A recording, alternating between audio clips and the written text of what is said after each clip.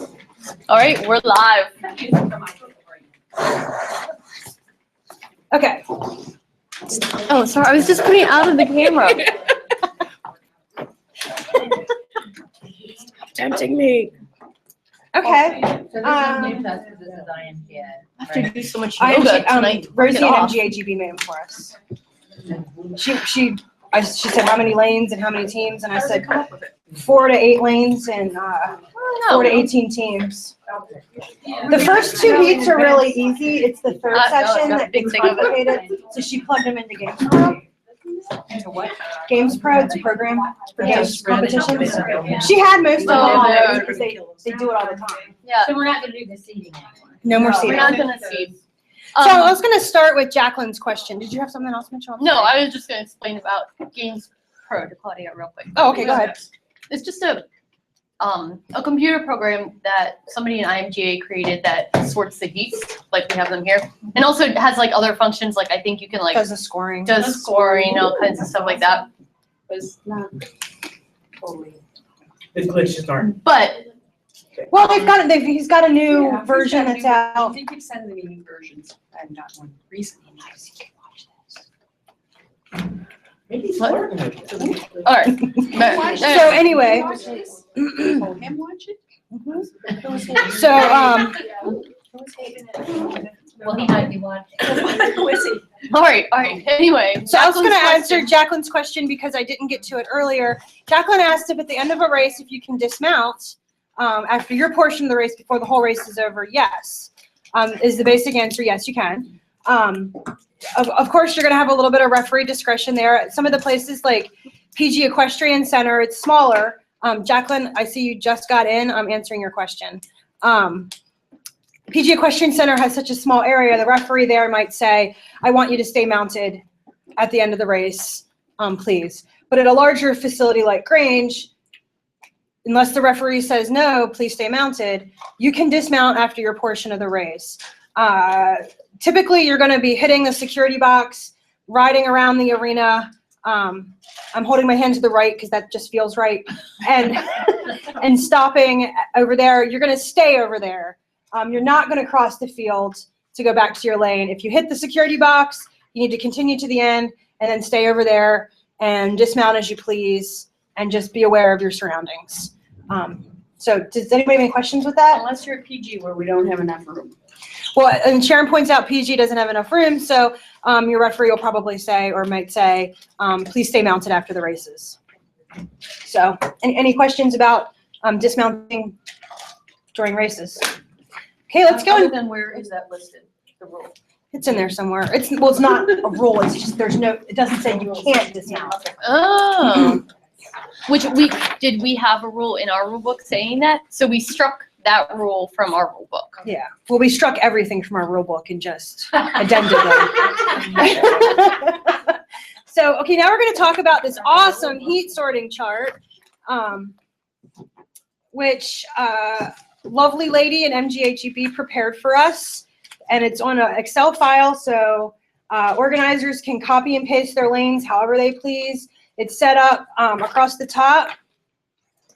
It's got 4 lanes, 5 lanes, 6 lanes, 7 lanes, 8 lanes, and it goes down like this. So for however many teams you have, the grayed out ones we can ignore because those were just for changing lanes, which we don't assign lanes, so just ignore those.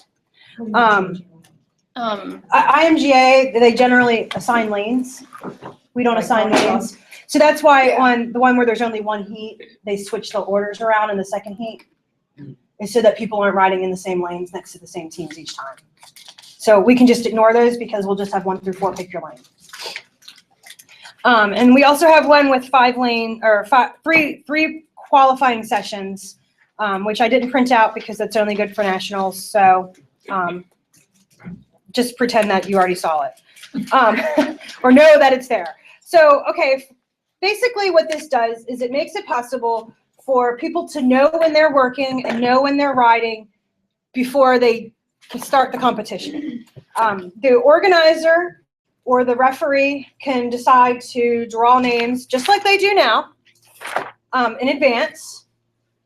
And basically they'd say, well, pull a team name out of a hat, Punk Rock Ponies.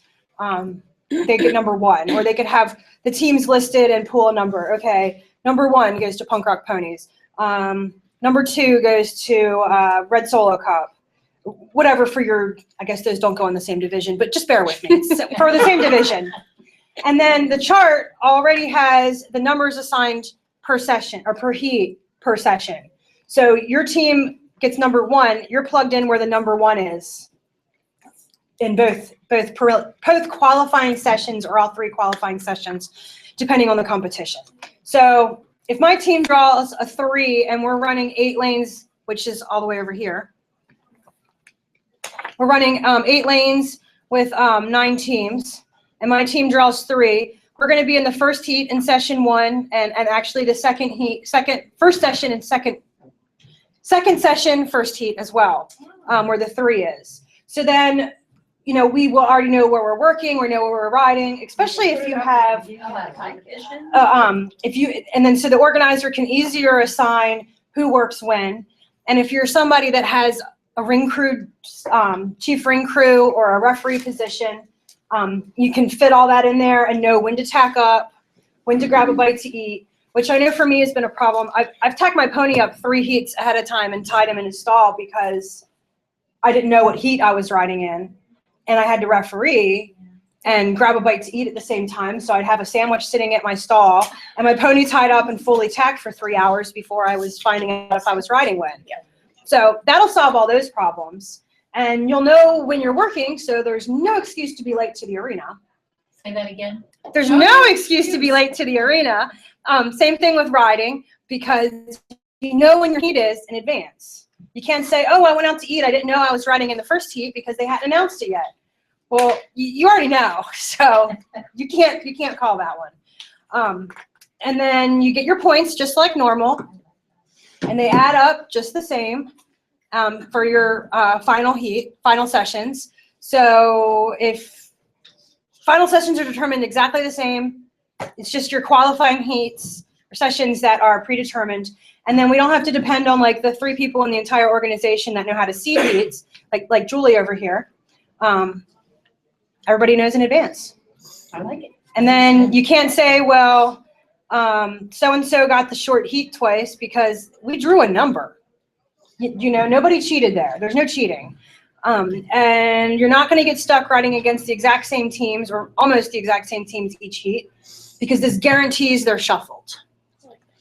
So that's heat My sorting. question is that we've gone back and forth on this little point many times, not this, but whether to draw the teams' numbers ahead of time or would they have to be there to see it done, and then we go back to say you can do it ahead of time. So is it okay if we draw the numbers ahead of time? Yeah. And plug I think everything so. and then send it out to everybody? Yeah. Yeah, you don't have to send out just the numbers in the chart. You can No. fill it in. I know. Yeah. Yeah, That's what I'm saying. which would So- probably be smarter. Yeah. So perhaps by the, like within, so if your closing date is Yeah. X number of days after everybody's. Probably Friday night.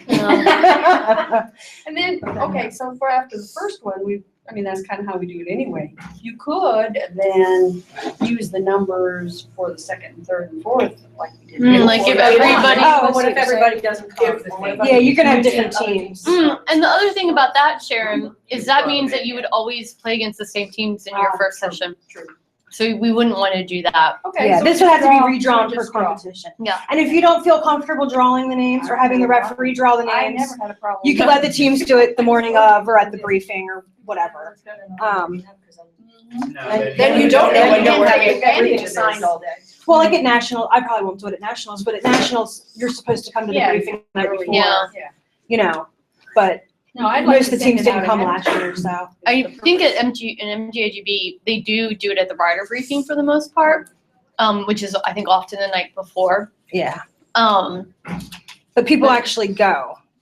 I mean, you have Well, to go. we Right have- there. We're shipping in from a very large geographical Yeah. area, so, Canada. Yeah. and you know, people have to work full-time jobs We and don't that's, all What? fly. yes. Okay. So any questions about heat sorting? Any live questions about heat sorting? Yes. Yep. Yes. Okay. So now we get a break. Just kidding. How to be an official. Okay. I get to talk a lot again. Chief referee. I didn't really prepare anything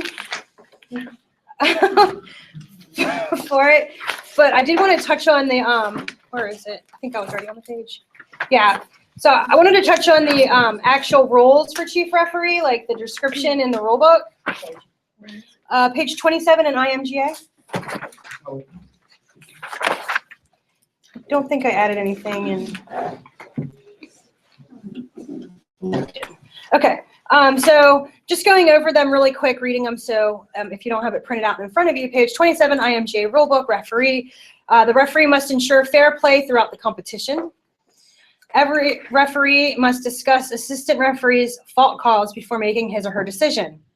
If rejecting a fault call, the referee must give his or her reason for doing this to the assistant referee concerned. So kind of touching on some of our discussion earlier, Sissy mentioned, she was on line C, and the other line C, assistant referee called a violation, and Sissy went and talked to him. Well, the chief referee needs to listen to that first, and the reasoning, which I believe our referees already do, but this is also to hopefully gain more referees. So you want to discuss that. You want to give your reasoning. I'm accepting, this is a good call because, yeah, they should have been behind the C line before they did a changeover. Or, no, that rider's allowed to dismount before this. I'm not going to call this, they're allowed to dismount before the C line, or whatever your reason for not calling the elimination. Does that make sense? I like the discussion idea. Discussion idea? I think Yeah. a lot of times you, as an assistant, you give your perspective and then the referee just walks away and you're like, nah. So what's going on? Yeah. I like having, that's how you're going to get these younger kids to understand why. Exactly. So, you probably just heard Sarah, and I totally agree with her that by having the discussion, people learn, and your assistant referees are hopefully who is eventually going to be your referees, and they're also a lot of times your riders. So they're learning for their riding and their refereeing and so forth. And then you just get better assistant referees out of it as well. So discuss. All decisions of the referee are final. That's kind of like a big one. So all decisions of the referee are final. The referee may inspect any pony, rider, or tack at any time. The referee is also the starter. Every effort must be made by the referee to give a fair start. The referee, in consultation with the competition organizer, may substitute a race if it is deemed necessary for any reason. It might be equipment breakage, mismatched equipment, weather, it's too windy for litter, whatever. So can I make a suggestion on basically organizers, even though we're going on with this, the whole the substitution and or tiebreaker. So frequently we've had it where there's ridiculous horrible weather. The game that's specifically chosen as the tiebreaker is not going to be appropriate. And so in the heat of getting everything done, let's get the heck out of here, the weather's really terrible, we pull something else up, invariably people are upset about this. Can we have a backup game? That's up Can to we the suggest organizer, it yeah. that organizers create? Are you suggesting making the backup game that anyone can use and that you put in the rule book? No. Yeah. So Claudia's suggesting that the organizer have a backup tiebreaker race if needed. Or select a tiebreaker that isn't going to be affected by the weather. Just go straight to them. No, don't We go never straight do to bed. bending. I like bending. But invariably, if they have to pick it up. Yeah. There's just always, so it would be nice just to have. Oh wait, I think I different set of misunderstood. So like, are you saying just for the tiebreaker to have a backup, or say And or, I get that's kind of a good yes, idea. have that series that when we say- can't do these, we're in 3 inches of mud or whatever, and this Sure. is just not an appropriate We thing. can't do run and ride. let's Here's do our it. list. Yes. We're pulling this first one for this, the second one comes for I didn't that. catch that either. Yeah, but you're right that people do get upset. Like They if get very we upset. take out a vaulting race because it's too slick or Or too too whatever, muddy, right. and then play a speed race instead or And something they're like, people. yeah, yes. And so Yes. there's always one side, one group or another is always very upset. It would be nice if there was, it doesn't matter, but if you had a set way to do it, you're saying, this is what we're following, and it just basically shuts down all the conversation. Yeah, that's true. That's a good point for organizers. Organizers take note. Let's see. Referees should be at least 18 years of age on the date of the competition, which I think it should be by the first of the year, just because everything else is. But anyway, that's the Is that gonna affect us? I mean, because a lot of our kids have been. referees. Is referee and judge synonymous? Because No. then No. they're using, No. okay. No, the judge is basically our line A with scribe. Calls the finish. Okay, got it. Finish. Do we want to talk about starts? Generally, the referee is going to look across the field, see that their equipment is set. Our ring crew chief will get to their jobs later. But, she might look at the ring crew chief and kind of give a thumbs up or a nod. Look at the assistant referees, see if they're ready. If you see somebody talking, maybe you're going to yell out like, "Hey, Julie, you ready?" Stop having a fit. You know? Yeah, exactly. Look across the fields, especially if it was a quick changeover, make sure your teams look like they're about ready, and blow the whistle to bring the riders to the 10-yard line. And riders look at you and flag up to come into the box, flag down to exit the box into the field, start the race. You want everybody moving together, uniformly, consistently, forward momentum, preferably not at a breakneck speed, but the goal is to get everybody moving together so it's a fair start. Any questions there? Do you have a list of people competent to serve as refs? We have. And then do you have a list of people? We could name them. Assistant refs in training who are, No. Formally, we've, people in training. Over last year, we did ask people to volunteer to like shadow, and we had a couple people step forward to do that. It's been difficult to get people interested and consistently like following along, but we did add some new referees last year who I think did good and did well, and I think the biggest problem is still chief referee. yeah. Well, and it's really up to the organizers to bring in a new, Yeah. chief referee. If you use the same exact select people every competition, you've got consistency, you know who you're working with, but then you don't get any new bodies. Yeah, and So, one of the things that also has kind of made it hard for us to find more referees. I don't see this rule in the MGA rule book. I don't know if we kept it, but I believe we had a rule that the referee couldn't be related to any of the players, or at least like it wasn't a a rule, it was policy. a policy. A policy, and it really Limits. limits. Yeah. But on the other hand, it does make it better all around, because there's definitely been in the past accusations of cheating or favoritism. Which is kind of how we ended up like having like why Krista referees a lot, because she's not related and she doesn't have a stake in No family. in any of the Masters teams. it seems a shame that you guys always, the same group of people always end up doing it. Yeah. Not that you don't do a great job, that's not what I'm saying at all. It'd be nice if you actually got to sit and watch some races. It's a huge commitment. Yeah, it really is a huge team. Um, Well, and it puts work on your team when you're a rider, because your team might have to take your pony. Like Matt referees sometimes, yeah. we'll grab his pony and go untack it for him. We should probably put out again this year that we'd like more people to like put themselves forward to be chief referees. And as an organization last year, we did try to like come up with like a training program, but it just didn't really like pan out.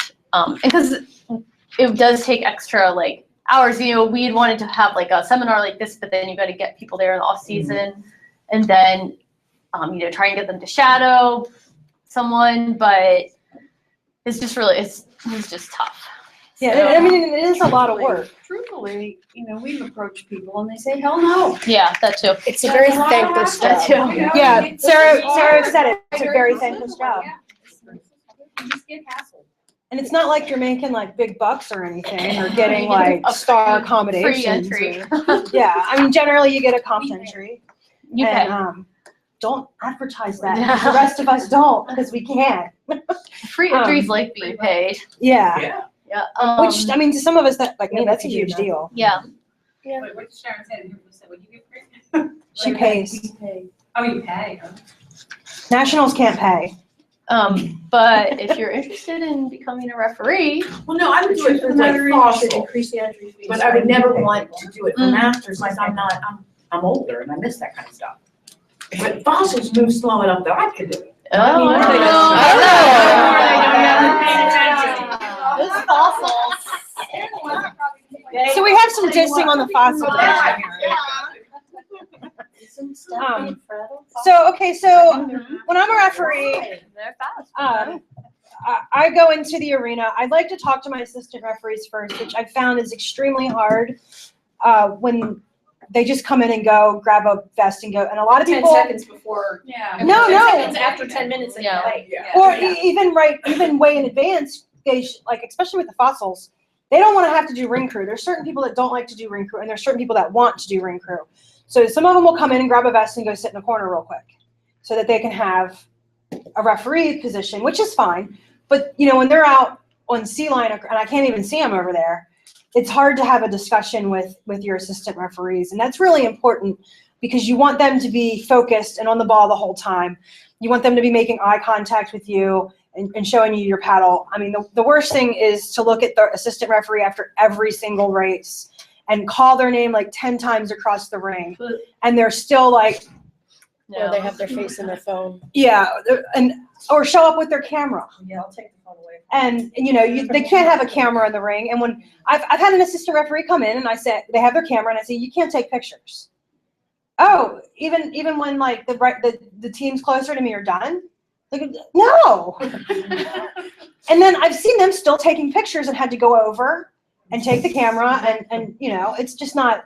How can you referee and watch the field when you're taking pictures? You can't. I've seen a lot of A-judge doing it before. You can't. You can't do that. You're not focused on your job because your job is to be watching 6 riders out there at the same time. So that's really frustrating. So when you're assistant refereeing, pay attention to the referee. So what I do is I try to talk to my referees in the beginning. I try to make contact with the chief of ring crew and see if they have any needs or anything like that. I personally rely really heavily on my ring crew chief to make sure everything's set correctly, especially when I'm also riding and it's really, really hot day. Walking back and forth across the entire freaking ginormous ring at Grange can be pretty exhausting to make sure Founders is set up right. So you're kind of depending on them to make sure things are set up right, and to also kind of draw your attention if maybe a cone was knocked over and replaced, but maybe it's not perfectly on the mark. So for somebody like Sarah to say, hey, Krista, can you come look at this? It's not completely on the mark, or it is completely on the mark, or just come take a look at it. So that's something I do depend on probably more than I should as a chief referee. I totally rely on it. Honest to God. I totally rely on it. And however, I will say that I notice when the marks are missing. I mean, usually, the ring crew are generally very good at making sure it gets put back there. But I will notice in a race where I need to see it, that they've either kicked it around or at the end of whatever that race is, and I will then go over and say, please, we might not need it for 3 races, but we can have that back there. And they're usually right on top of it, and I do rely on them, but honestly, it's not just you. Okay, good. That makes me feel a lot Not just better. you. And the PG, we're up high enough that sometimes we call them and say, Hey, you need to fix that line. Another thing I like to do when I come in as a chief referee is take a look at the AAC line, the 10-yard line, make sure they're visible. The security box is there. Usually the ring crew is right on top of that stuff, but especially when you're changing from one division to another and you might be changing ring crew chief, that's something I like to keep an eye on and make sure that it's consistently the same for both heats. You don't want one heat to come in with pristine lines and then the next heat to come in and have obliterated lines. Yeah. You also need to make sure that things are consistent from heat to heat with like equipment. So for example, if, trying to think of a good example, like if a sword broke and you don't have enough swords in the second heat, but you already ran it in the first heat, you need to drop the scores from the first heat, which your scorers will do, and replace that race, or I guess not replace it, but eliminate that race from the second Generally one. replace it because. You not can't to be replace it if you scored, already ran it. Not to be scored, but something else because you're, in general, as all the organizers will say, all these people paid for 10 or 12 10 races. races. This set or 10 or 12 races. That set, I'm gonna shortchange them. I actually I don't don't know see how a I used to problem do that. with if you can't play the race, just playing something different in the other heat, because, You can't. but why not? I Because mean, maybe you have teams that are really good at accuracy. Your first. Yeah. You It's can't- just you not fair. can't- It has to be it has to be consistent. the same. It has to be So you dropped. have to drop the one and you can't score Yeah. next, right? Can't, whatever. Has to be within that consistent. spot Can't be. I thought you were And that- saying to play another race just for hell of it, and that's what I. no, Yeah, I I was wouldn't do saying, that either. I think, to me, it I would wouldn't. be I would. okay to do a different race. See, I think as a fossil, I'd want it, but I think the masters would rather not play the extra race and save their ponies. Oh, yeah. Possible, but ask the intermediate kids, I bet. Ugh. they Well, want and to. intermediate's different as well. Right, so it's. Well, that's because they all they want Right, to do is no, play. it's right, Yeah. exactly. So it's, And it doesn't matter. the what point you is, score, yeah. And you can give the But the riders parents the would question support. there. Do you want to play an extra race that's not going to be scored? Yes. Because we had to drop sword race. Well, you did We had it to do that nationals once last year. Something, I forget what. Yeah, we gave Oh, them the yeah. option of And dropping that was races. And I will point out the fossils were the only ones that didn't want races dropped. Or it was being used at the same time. They were the only ones that played everything. Yeah, 'cause then we just waited. Because they started with margarita, didn't they? Maybe. So, let's see what else. So, so you got everything looking good. You do a briefing with your riders. I like to take my line A with Scribe with me to the briefing and just quickly go over everything. I feel like it gives them a little bit of like FaceTime with the riders, and it gives the riders the ability to see who their A line is, who's calling their finish. And I mean, I don't know if it actually helps at all, but I feel like a mentally thing, it kind of gives them a little more responsibility, puts them in front of, makes them more official. And then a quick chat with the line A and the scribe, make sure that they're in line with who they're calling, what color and whatnot like that, and then get rolling. Do you have a question? Listening. Oh, okay. You had to look. Okay. Okay. Comprehend it all. So generally for the first session and then for the first final session, you do a warm-up race to start with, generally bending, so they get a feel for your starts, and also for you to warm up, because each heat has a slightly different feel, for especially depending on who the teams are and the starters are for those teams. You know, who's going to be the person that lags behind every time, who's going to be the person that's ahead of every time. And one of the big things I find with starts is you want to be consistent. You're not there to catch the person and catch somebody trying to jump the start. That's not your job, to like let them get 1 foot over before you drop the flag. Your job is to be consistent. You want all the teams to hit that A line as close together as your flag drops as possible. So you want them to be, the riders to be able to read your starts. So being consistent is big. If somebody is getting to that A line right as you drop the flag every time, then that's good, because you're consistent and they can read your starts and they're taking advantage of that. They're good. I think Mackenzie Taylor is a good example of that. She can really read the starter and she can get there right on time and be right over the line. She's good.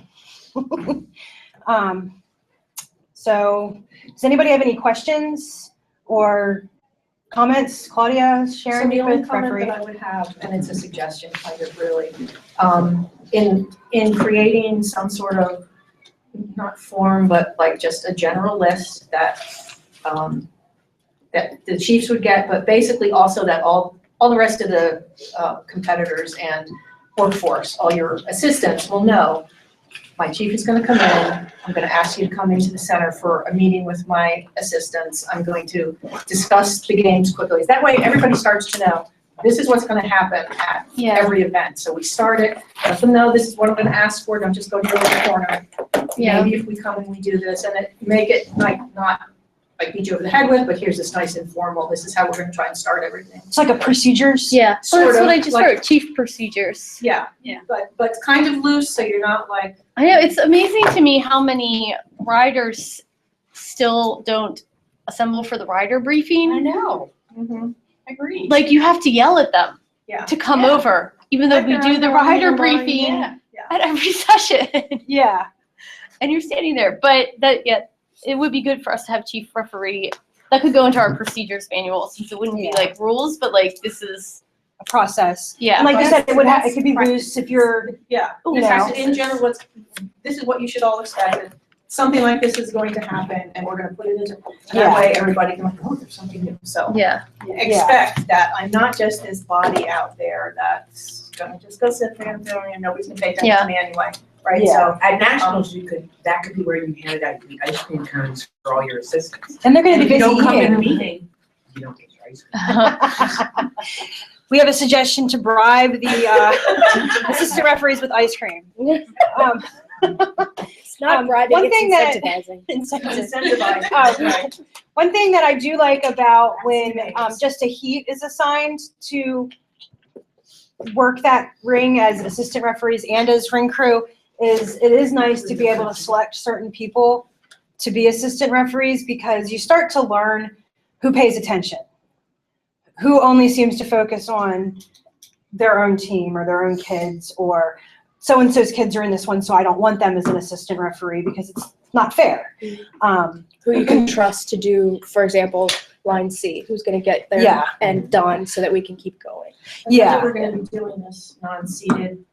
Yeah, it should be easier. It should be Yeah, it should be easier and easier. pre-selected Yeah. against those types of things. Yeah. Yeah, and then there's also, who do I want on the line opposite of the ring crew? Because they'll pay attention when they don't have people to talk to. But there's certain people you don't want next to other people because they're just gonna talk the whole time. And then they're not doing their job. Or they're gonna, not pay attention. Not pay attention. And then there's certain people that are good on the A line. And there's certain people that don't have that ability. Well, I think we should stick with rotating assistant referees. I think like we go in and out of doing that, but that makes everybody pay attention a lot more. I That's true. personally believe. So I think we should really like Except for the A-line. enforce judge. it. Yeah. Yeah, not the A-line judge, but I would say even the far. The far A-line. Far See, I like to A-line. have the same one there since they're backup for the A line. They're also calling the Hmm. finish on their own. At least for masters, I like to have A line on the without scribe calling the finish as well. Especially at a place like Grange. I mean, PG, it's so small. It's not as big of a deal as Grange, I think. You got 7 teams coming in and that hump in the middle, and I just think it Happens at C line too, I mean, C line's. keeps it fresh though to rotate. yeah, I would just keep my 2 A's. Well, so the other trick is there aren't that many races you need to worry about B line. But the ones you do have to worry about, you really want the person on B knowing what they're looking for. Well, I mean, you should when we get get into practice. the You should get practice assistant in referee section, I'll talk about that more Okay. once you're finished. Let's see. One thing that I do find with being a chief referee is you've got to put yourself in a mindset. You're in charge, you're doing a job, you're there to be as fair as possible, and you're doing the best job you can do. You're controlling an entire field of riders and workers. And it's a lot of responsibility and it's a lot of work, and you've got to be completely focused on it. Which when you're, I've found that I've been misinterpreted several times when I am yelling to someone at the other end of the arena that I'm not yelling at them. And I need to remember to use please more, because when I get in that mindset, I'm just kind of dictating, can you do line A instead of will you please do line A or C or whatever.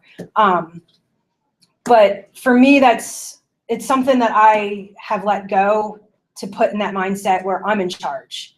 And I've got to keep all these people doing what they're supposed to be doing at the same time. And I mean, it's a circus to keep going at one time.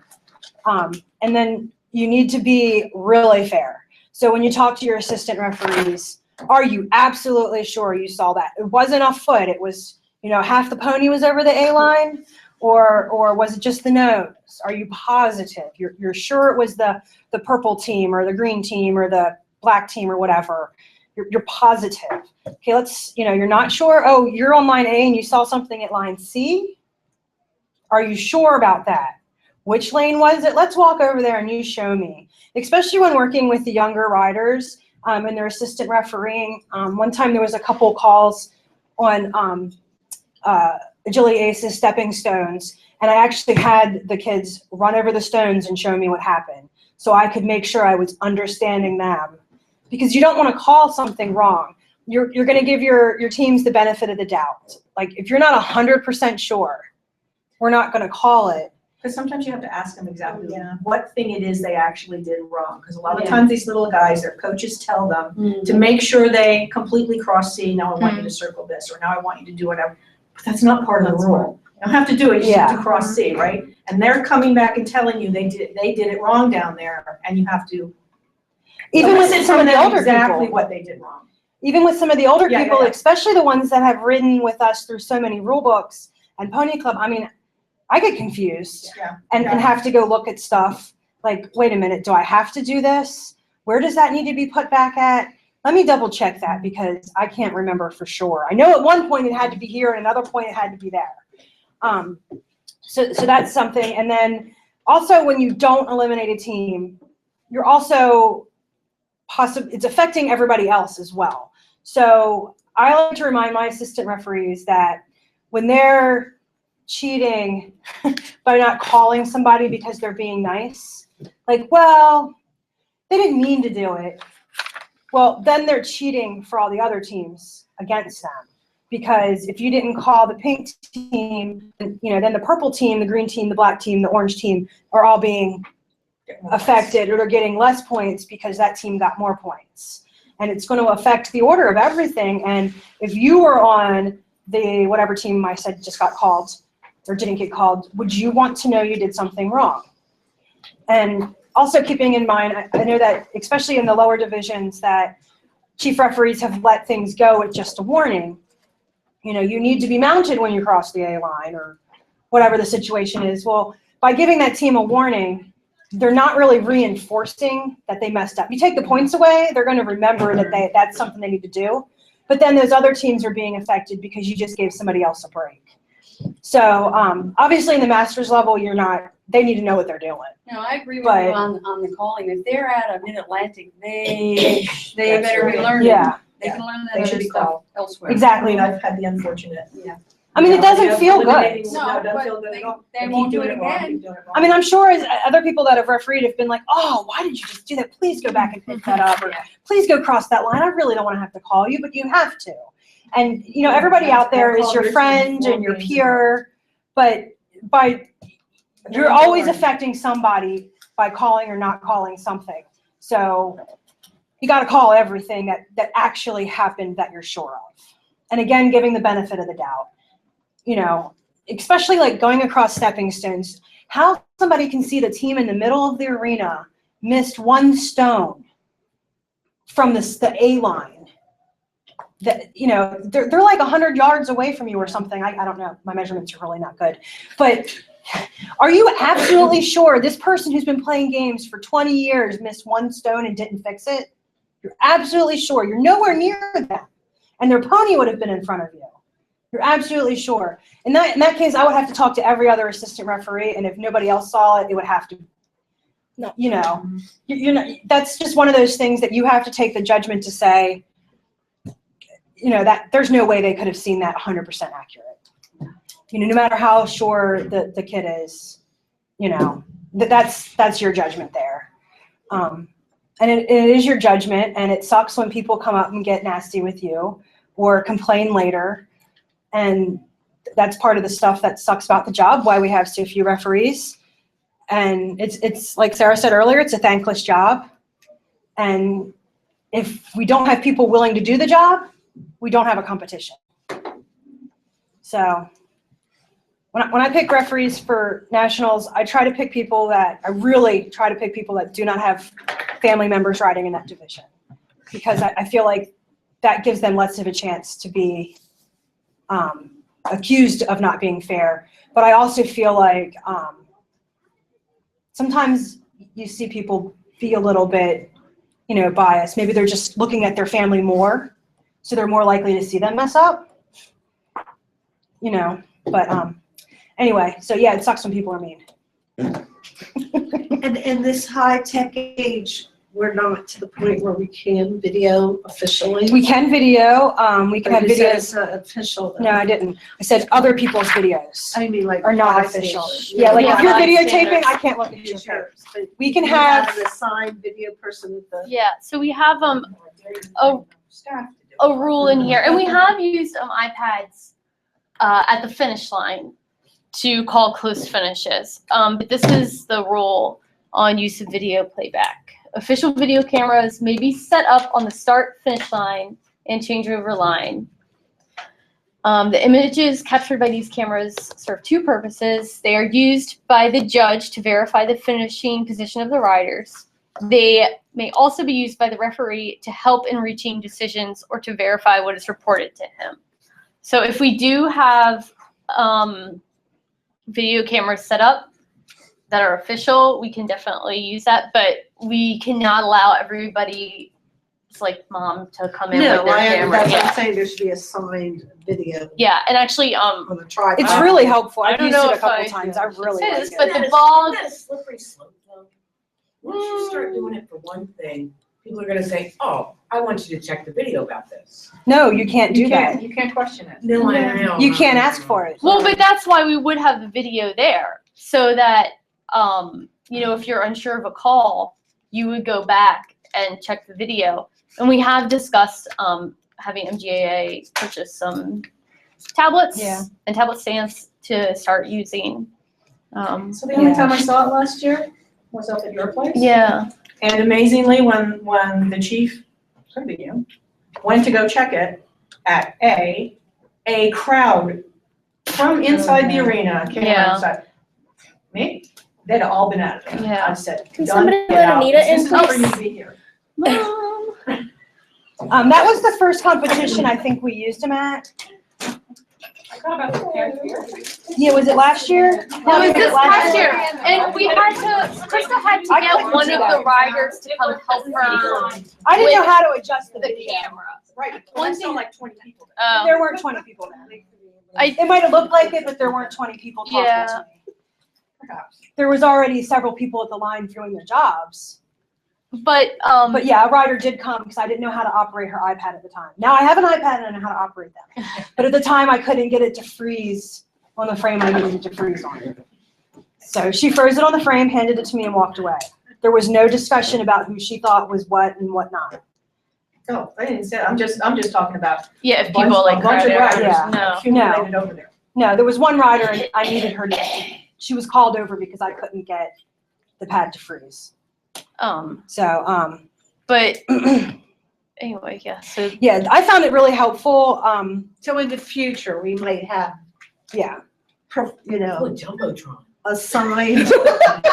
Yeah, I mean, right now we've just used Like on football iPads. games, they can go back and look And at. like Sharon pointed out, we used the GoPro for a while.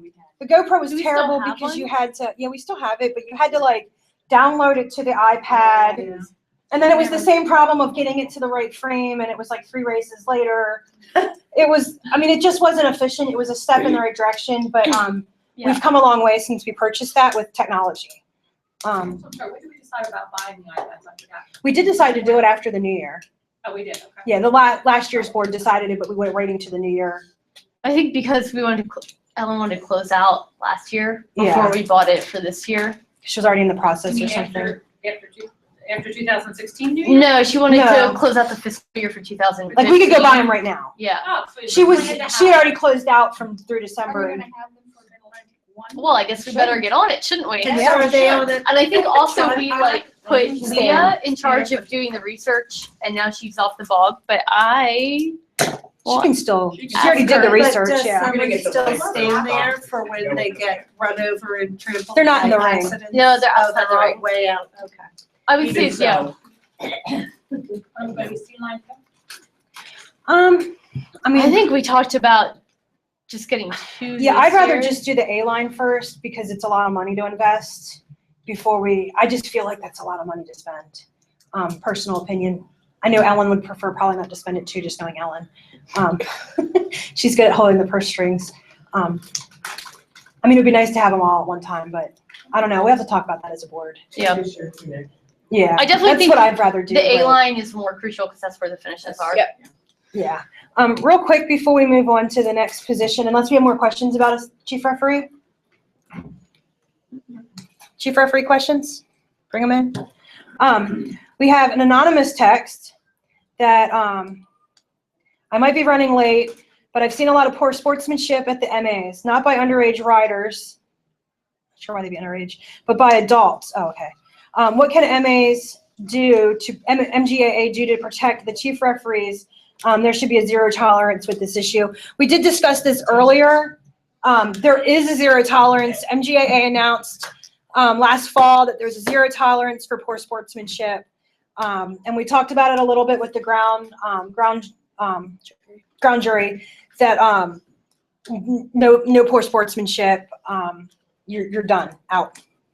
I like the box though, also around. The box Yeah. is so Yeah, useful. the box is really helpful, but that's not always helpful Yeah. when Well, when, you can but yell through the box. what's also really good, like if you notice at the Grange, Things Yeah. when we're That's on the far side, like it's so much better. Yeah, It doesn't, I think what also sometimes happens is things get said in the barn and over campfires and that kind of thing, and stuff gets repeated, and everyone needs to remember that this is a small community and stuff does get repeated. And it can be hurtful. yeah. And it also becomes like the telephone game. Yes. Yeah. Which You is know. dangerous. And, sometimes there's a lack of communication is where the situation happens. Somebody was asked to do something and somebody else was asked to do something, and then there's butting heads because, well, usually somebody didn't get asked to do something, but you see where I'm going with this. So yeah, once again, we have a zero tolerance policy. We will not tolerate any yelling at chief referees by anybody. And parents get ejected. We're done. Don't tell Mitchell she was wrong. Yeah, don't tell Mitchell she was wrong. Yeah, not after. Okay, so unless we have more questions about, No, well, Krista's just saying how she like went to Alicia later and said we looked at the video and that didn't happen. I would be like, really? Like you got to come over and well, because she wasn't, anyway, it's a long story. anyway. There's a question on the live stream. The younger, right? Yeah, it was because they were low, Okay. young intermediates. There's a question on the live stream. About the live stream, Are you guys able to see the chat on the live stream? Someone asked a question. No. There. we cannot see. We the cannot chat. see the question on the live stream. Can somebody just screenshot it to me? 540-226-4902. Like they chatted in. Yeah. We have only three viewers. What? We only have 3 viewers. I know who 2 of you are. No, just text us. Jacqueline, please text it to me. I don't think it's her question though. I felt really good that we got this far with having. Yeah. How about this technology? Okay. Jacqueline's texting me, but it hasn't come up yet. Okay. So, So next, are we ready? assistant referees. Okay. Text faster, Jacqueline. Apparently, there's a marching band next door. Oh, she sent me a picture. Can the chief appoint more assistant referees for races that need more eyes on the B line, i.e. joust? That outfit is gone. Yes. As long as they are appointed. Yeah. Like, they can't say, oh, the assistant referee can't say, like, say I'm the assistant referee on B line and Mitchell's the referee, and Mitchell comes over and I'm like, oh, Sarah behind me, I asked her to help me watch this race. That doesn't count. Sarah couldn't help me because I asked her to. Mitchell could come over before the race and say, Sarah, can you be backup, assistant assistant on the B line or a second assistant on the B line, that's legit. Like you can assign, somebody else on the A line, or between lines if you want. You can also assign somebody behind the holding area. Yeah, Well, everything actually, is yeah, up to the chief referee. that kind of goes into the assistant referees. Yeah. So Mitchell's gonna take on assistant referees. Take them on. So Serious. our assistant referees, there's a pretty short section on it in the new rule book. It starts out with, it's recommended that there be a minimum of 8 assistant referees distributed evenly across the penalty and start-finish line. And that's including our line A's. Yeah. Okay, yeah, so that is including the 2 line A's. So if we want to keep those both separate, then it would be 6. And at times when we've had nationals, I believe we usually do try to have 6. Otherwise, we only have 4. But the way that IMGA distributes their referees, I believe, in my experience, they're 6. You have your 4 corners, and then you have 1 like at the midline, like halfway through the C line, and 1. No, Krista. No, you have your 3 on the sides, and you have your. Yeah, that's what I'm trying to Oh, say. okay. Yeah, like yeah. So 1 at each short end. And one of those people watches in the penalty box, which is great. We've had RTD doing that, but I think we should go forward with having an assistant referee back there. And then 1 would, watch the middle part of the back of the field as well. So I would say that we should definitely go forward through this year with having 6 assistant referees at least. All the assistant referees should be wearing their jerseys and should definitely have a paddle. So our equipment trailers, if we can make sure all of our paddles are in good working order, and we've got plenty. I think that was a problem last year. Assistant referee should go and check in with the chief referee when they arrive. And probably at that time, I would say the chief referee could hold everybody for the briefing rather than sending them out to their stations. And then from the rules, it says assistant referees must not allow their attention to wander. That's a given. Center line referees, so this would be the people at the B,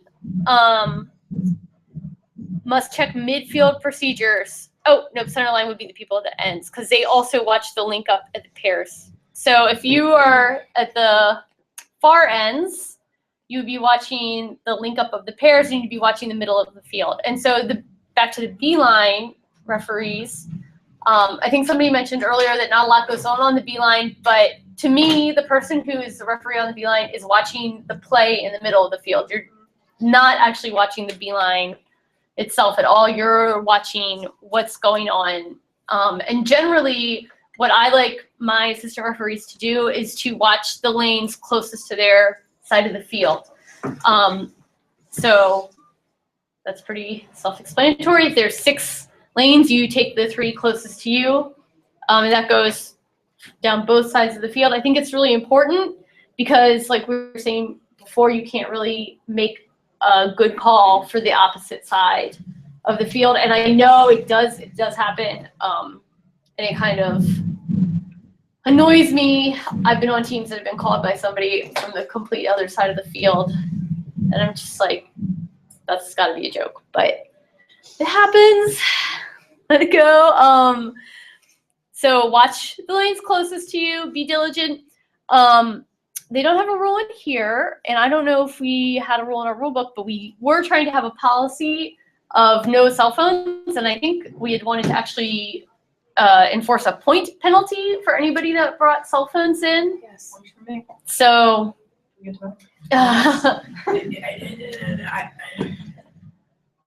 You got emergency situations. So If I have a Sure, horse sure. down, I have a horse that's down. Yeah. I'm gonna People die. come to me as the chief and they say, listen, I'm not done. I'm waiting for a call from a vet. I'm waiting for a call from a doctor. I'm like, okay, I'm okay with that. That's But it's the different. people that just sit there and like, Yeah. The kids that sit I mean, if you have No, I your- get that. your- Frankly, if you're going to be checking your phone while you're working, I'd rather you be ring crew than assistant referee. Yeah, you could just trade with someone, or I'm not saying you can't bring it in at all. I mean, I prefer that, but put it in your pocket. Like, it's, but if we see somebody, texting or being on their cell phone, what we had wanted to do was institute a 5-point penalty for their team. And, if you do know you're going to have an emergency situation, like Krista said, you probably shouldn't be line judging. Anyway, it would be better just to help out by doing ring crew if you might have to. Well, I think it should apply to ring crew too, because the kids will sit there and you can't get them to help. That's true. And secondly, you need to be aware of your surroundings, because sometimes horses do go astray and they clean up the whole line. Yeah, that's true. Equipment, so Absolutely. it can be a dangerous situation, so I really, I personally enforce that. Halfway out. When I see Yeah. when I see ring crew on their phone, I'm like, it's a policy, put your phone away. You don't put your phone away, you're out, and your team has to replace you. And I feel horrible, I feel mean doing that, but they can't be on it. yeah, because the kids stay over by the fence underneath, crouched down on their phone. They're not out there doing equipment. All right, so no cell phones in your hands in the ring at all. Go without a cell phone. At all. Yeah, that's All policy. you have to do is turn on somebody once. Yeah. Just once, and nobody will do it again. So then, going forward, in the event of an infringement of the rules that is not corrected, an assistant referee raises his or her paddle, it says flag, but we use our paddles, and then conveys to the referee the error of the relevant riders, and the referee decides what action should be taken. So, like we've been saying for the chief referee, if you see something, you raise your red paddle to the referee and consult with the referee. I, as a chief referee, if it's towards the middle of the field, I always try and get both opinions and talk it over. Like Krista said, sometimes I'll have we'll draw a diagram of what happened in the sand or something like that. One thing that's not in here, but I thought was in our old rule book, is that assistant referees should not be, like Krista said, consulting with anybody who is not a referee. They shouldn't have people on the side speaking to them, first of all, because you're not paying attention. They shouldn't be influenced. If you're a referee, you should not be influenced by the comments of the spectators behind you. Even if they point out something that you didn't see and it doesn't get called, you cannot call that. And I know that people try and do that. No. If you didn't see it, then it didn't happen. Don't call it because a spectator said to call it. All right. It does say in here, assistant referee should assist with equipment in between races. We don't usually do that, but it would be nice if everybody did. And another rule that is on here is about raising the white side of your paddle, but that's something that we do that I really like. If it's in the clear, raise the white side of your paddle because it shows that you have been paying attention. Oh, Krista, we're up to 5 viewers. Well, I'm getting texts from them too. Oh, excellent. And then the other rule in here, which I don't know that we will be able to follow, do we address this in the addendum? Is that assistant referees should be at least 18 years of age on the date of the competition. We do not. So maybe we need to write a new rule into the addendum because I don't see. Right. I mean, it would be very nice if we never had to use. But I mean, that would even cut out people like Kimmy couldn't be an assistant referee. Yeah, that would be all the intermediate. All the intermediate, but and a lot of our masters. But that would also Yeah. take away learning It's really experiences. Yeah. Yeah. So Yeah. that- So we'll have to. We can just, Addendum that. organizers can accommodate as needed. Yeah. There's a lot of kids underage really make really good calls. So. Yeah. Well, and organizers can, adjust things Yeah. to accommodate their situations. I mean, I have. In terms of specifying, we will be following rule, whatever that is. We can say as designated by the organizer. Yeah. Yeah. That, I really don't want to edit the addendum again this year because we had requests by Claudia not to change things after the year started. Well, we need to get parents involved too, that bring Yeah. kids. I mean, the organizers, have some flexibility. But we don't care. We do whatever you want with them.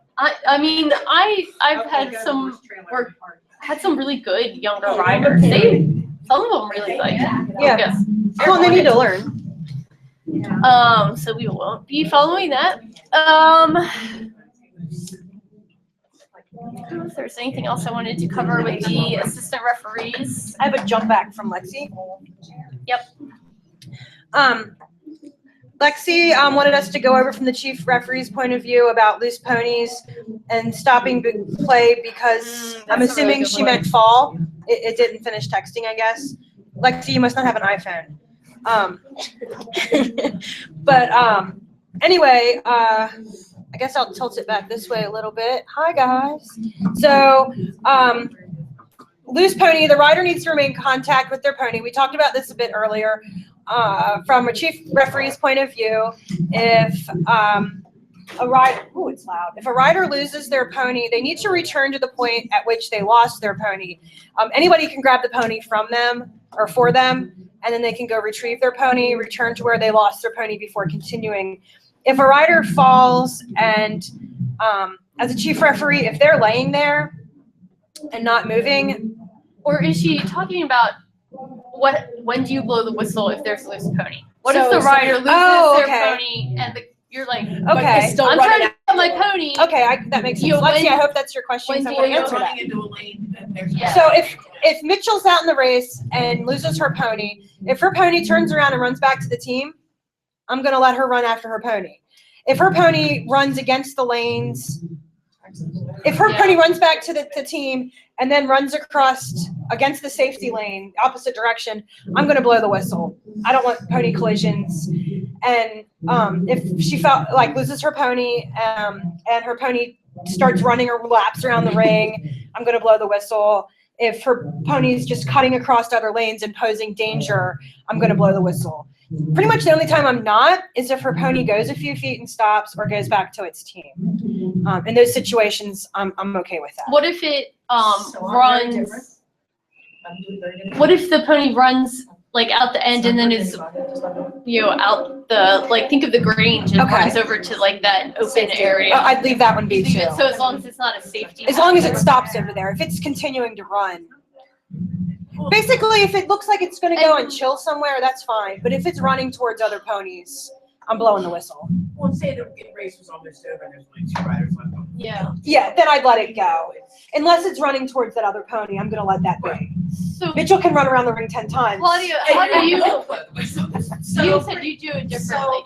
I'm misunderstanding what you were saying. I just wouldn't, I mean, I don't care how long the pony runs, as long as it doesn't do anything unsafe. Sure. Yeah. I honestly, it sounded like way more contrived than I thought. But Oh, I just no. let it. Did you guys understand that wasn't as contrived as Claudia thought? No. Good God, this thing. It's really loud in here. It's distracting me. Basically, if the pony is not posing danger to other ponies or riders, I'm gonna let it be. But if it's running towards other ponies, I'm gonna blow the whistle. Personally, I'd rather my referee blow the whistle than my pony or me get hurt. Can you guys hear this? It's crazy. What about a hand? What about when a pony or a rider goes down or a pony goes down? There's been some. You mean like down on the ground? Yeah, Like like falls. sometimes a pony will fall, or stumble and you get a knee on the ground. Just lays down and won't get off. Well, the rule for a pony falling, a fall is considered when the hip and the shoulder have hit the ground. Sure. So if it's a knee, it's fine. Because I've heard complaints from riders saying, well, you shouldn't have blown the whistle. It's just a rest. Sure. So the question is, if a pony falls, do you blow the whistle right away? You don't. No. Okay. I mean, like in Sarah's example, the pony fell on its knee. Well, no. Like, what if it goes the whole way down? Oh, if it goes the whole way down and it fishes around, I'm gonna blow the whistle. Okay, because I know Masters riders have been upset. For being called when they technically are down, but there's nothing wrong, they get back up. They get back Yes. and keep going. Okay? See, that one's The gonna rule be. says I'm supposed to stop them. No, it doesn't. It says you have to jog the pony out Right, well, when am I gonna do it? after the race. Wait. Why? Why do I jog it at all if it's gonna continue running the race? No. Yeah, I agree with Claudia that if a pony falls, It's in here somewhere. It should be checked. it should immediately stop play and the pony should be checked out. And I know people get upset because they're like, "Oh, we were fine. I could have gotten back on. Why'd you eliminate me?" But I don't think that is something that should be left up to. Okay, So a so rider in the heat of riding and wanting to. Yes. Right. Yes. so maybe the alternative is if your pony goes down, you stop your play, but you still get, like, if a rider is injured, you still get that Get one the lowest point. amount of points. So it's not that you're getting eliminated, Sure. so then you're not being completely penalized for taking care of your pony versus. Apply to pony small takers riders. Actually, I don't see anything in IMGA about pony falls. No, we kept it under, I think it's Did page we keep 6, it in? under injuries. MGAA CR 15.3, fall of a pony. A pony is considered to have fallen when, at the same time, both a pony's shoulder and hindquarters have touched the ground. The chief referee will determine if a fall of a pony has occurred. A pony which has fallen will undergo a mandatory jog of examination by the chief referee or ground jury to determine if it can be returned to competition. So clearly, it's taken out of competition for the rest of that race. I don't read it that way. Wait. What? If it's a bad fall, yeah. I have to jog it. But it doesn't say you must stop the race. Wait, where are we? Why can't I find It's it? page 6 or 7 But you Page have to 6 of the I guess- addendum. I guess we have page it's slippery. under injuries. After we go down, riders get up right away and jump back on and continue on. I guess that's.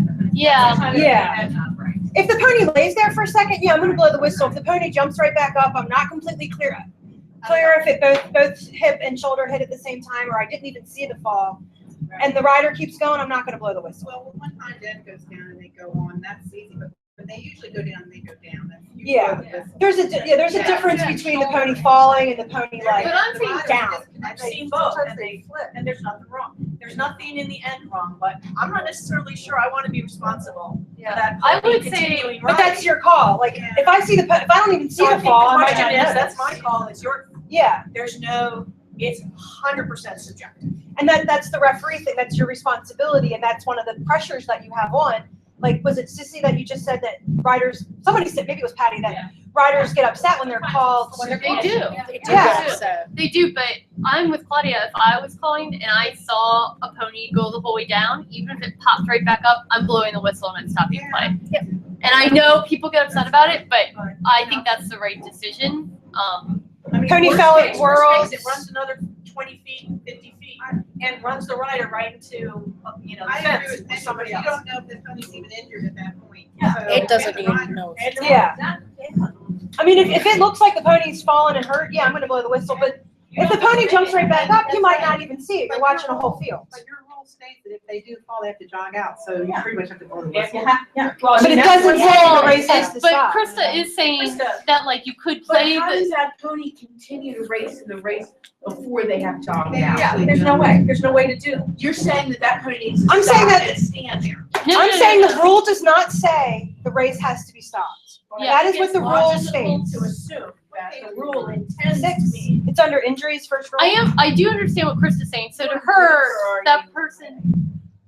Sorry? Can we just pick They're up? only supposed to be performing for 15 minutes. We don't need a bigger room. 15 more? No, the whole thing is 15 minutes. Well, it's been a half an hour. Yeah. Way more than 15 minutes. We'll make do for a few more minutes. I think they're almost done. So what Krista is saying that her reading of the rule is that if the pony falls and gets right back up and the rider keeps playing, then you would have them jog after they're done the race. Which is what I've seen happen very many times in the competition. To me, I wouldn't do that. Claudia wouldn't do that. But so as the rule is written, basically it's like up to the referee. If it's a nasty fall, yeah, I'm gonna blow the whistle. But- If it's nasty fall, horse is still down. But Yeah. Well, no, I mean, it could be a nasty fall and the horse can get up, yeah. you know. But, I mean, so there are the situations where I'm watching some craziness happen over here because the kid's not doing the race right, and the fall happens over here. There's no Exactly. chance I actually saw it. And so they went down and came up. If I'd seen it, I probably would have stopped. Yeah. I didn't see it at the time. I can Exactly. see where that happens, but if my eyes see it, I'm gonna stop. Now, I mean, if the pony rolls over, a pony, like, we have a text that says, a pony fell at Worlds and they didn't stop the race for it. And that's the rule book we're reflecting on right now, along with our addendum. So I think that was a valid comment. A pony rolls over on its side, that doesn't mean that it's hurt. But going doesn't around mean a it's not turn, well, they hurting also- either. No, it doesn't. It doesn't. But it doesn't mean you have to absolutely stop the race. They also define fall as shoulder and hindquarter. Yes. What they're talking about at Worlds, wasn't that was just hindquarters, the hindquarters No, went out I the watched rudder. it. All I do is watch games videos. I just watched it the other week, and it went down, It's all the way and the down. rider flew off, but then got it back. But I go back to eventing. If your pony, if your horse slips and goes the whole way down, you're done. Yeah. You're done. You're You done, you're don't. You out. can't get back up and keep going. You're done. That's right. And to me personally, I definitely think that is the better solution, but we don't have it written in that it immediately stops play. It's something we can consider for the future, whether we want to, or We have a, maybe people will vote that we don't want to. We can come up with something Yeah, that everyone follows, because you go And from that is less competition. but like Claudia said, you might not see it. that's the other That's thing. the other thing. Well, and we have the comment that We're proceeding anyway, so I mean, pretty much. Well, They should know not to be lying. It's really about the end. It's, yeah, so that part isn't really clear. It does say a pony which has fallen will undergo a mandatory jog before returning to competition. So that kind of does say if it falls, it's out of competition and then needs to jog. I think if your pony goes down, you're done. Yeah. well, I mean, if For that okay, race. here's a comment we have on Don't text get right mad now. about it. It's an accident. Okay, we have a comment on text right now. With different footings, ponies can slip going around a turn. That doesn't mean that the pony's fine, but it doesn't mean the pony is, dead. But again, So is it it's just a bum? interpretation. Or is it a bum and a shoulder, or a hip and a shoulder? If the rule says hip and a shoulder, you are Yeah. done. You can you can gallop your pony home if that's what you think is safe for your There's pony. so many So variables, the whether it's a 6-year-old pony versus a 28-year-old horse, I mean, and it goes, the 28-year-old goes down, I'm gonna check. Yeah, and I think the Well, and you have to Yeah. check. So, okay, so here's a situation that may have happened. The horse goes down. I don't see it because again, I'm looking at over here. One of my assistants tells me that horse went down. Two of them come and they say it went down. Hip and shoulder, we need to, I'll jog out the horse. They finish the race. Mm-hmm. Yeah. Happens in another heat. And I see it and I stop play. Then I'm gonna get heat later in the day saying, well, you didn't stop play, blah, It's blah, true. blah, blah. Right. That is What's true. up with that? And I'm like, during the play, I didn't see it. So, But I think if the assistant tells you that, even if you didn't see it, I think. they're telling me after it's done. Yeah, So, I but would I'm saying, say- I think you still have an obligation to jog the pony before Yeah, it runs. but, oh, No, I Yeah. get it. I'm jogging, so that's how She's they- just that's saying how that they she didn't know. stop the race, so I that didn't team might not see have it. lost points. So they didn't lose points, so this team, right, so that's where and I don't know how you can deal with that issue at all. Well, let's throw this one back to the rule book committee. Yeah, I mean, this is something that they can spend a lot of time discussing and bring back to the board, yeah. and we can go from there. Well, and I mean, it might just be one of those things where, you know what, if your pony fell and you somehow didn't lose it, because often when the pony goes the whole way down, the rider loses it anyway. Yeah. And then they've got to chase it, and then you're in last place, and you only get that 1 point anyway. You know what, if you don't stop play, then I guess luck was on their side, but I mean, I can't see a situation where a pony goes the whole way down and that team is still winning the race. So it's kind of a little bit of a null issue, especially if we treat it. I mean, even if do you get a point in MGAA if you're eliminated? No. No, that's where this whole. That's where my Okay. concern is. So maybe for us, you would want to say if we stop the race of the play because a pony falls, They Same still as get the their rider. point. it's the same as a rider falls, and you get that 1 point. That might. I like Then a that. chief referee doesn't feel as bad. Oh, is that what it said? I don't We have a I comment. assume that since they were next to each other. We do have a comment. A horse can look sound at the gallop or walk, but lame at a trot. All falls should be jogged. Yes. Do you guys ever look at these rules from a legal standpoint? Because if you took this from a legal standpoint, you jog them all. That's why eventing eliminated. I think if we had, I think if we looked at it from a legal point of view, we would have a vet. Is when you have that. We would never do what we do. If we were looking at jobs from a legal point of view, I wouldn't do them a vet work. And games would cost $600. Well, here down in Florida, we had jobs. And because we're not FBI certified, the vet said, you know, it was, you can just give it some, they told them what to do for it, they re-jogged her later. But, you know, so there are some of our horses are services lead sounds. Yes. It's a fine line. Obviously, your master horses aren't gonna probably. Well, we've made that very clear when we've had jogs to the vet, you know. We have some backyard ponies here, some of them move a little funky, And that wasn't. but, you know, we want to make sure they're serviceably sound and safe. So the comment was that at Under 17 Worlds, they had a jogs, and the vet said, Well, we had one that didn't pass, but because we're not FBI sanctioned. since they're not FEI sanctioned, the vet said, gave a recommendation to give it some butte and re-jog it. Is that correct? That's right. Yeah. So if my kid's riding and their horse goes down, shoe goes off, they all jump back up. If I say, no, bring her out, bring the horse out, they're not gonna ride anymore. You have the That's, right. I mean, I yeah, you, have the right yeah. to do oh, that. yeah. I mean, if I'm riding and my pony goes the whole way down, I am not a rider that's gonna get back up and get right back on the pony. No Well, way. here, my granddaughter's only 13, Yeah. so if I think it's a hard enough fall and I wanna. Yeah. You can pull her out for any I reason. will. Yeah, You could just say she's got a bad mouth and pull her out, or yeah. no more of that attitude out of the ring, Yeah. you know? You can also That's what- opt to take them out just for that heat Right, that's what I'm and saying. assess Yeah. the pony, Yeah. Good That's and what I potentially mean. come back and say, we jogged it, we took a Okay, really that's what good I'm look saying. at If it. I want to check that pony. Oh, out, yeah. I can Yeah, say, please absolutely. let her out. That's your And investment. Yeah, they just have to ask permission to leave the ring. Right, I mean, I would, Yeah. you know, I'd be flopping around somewhere for someone to. Do we just have another comment? Back to the point thing, I think you mentioned. Okay, yeah. By definition, though, if the pony has gone down front and hind, the rider has also gone down. So doesn't that already fall under the question? No, Not because necessarily. you get a point if you're injured, not if you just fall off. Because people miss vaults and hit the ground but are up and running. Yeah. Yeah. But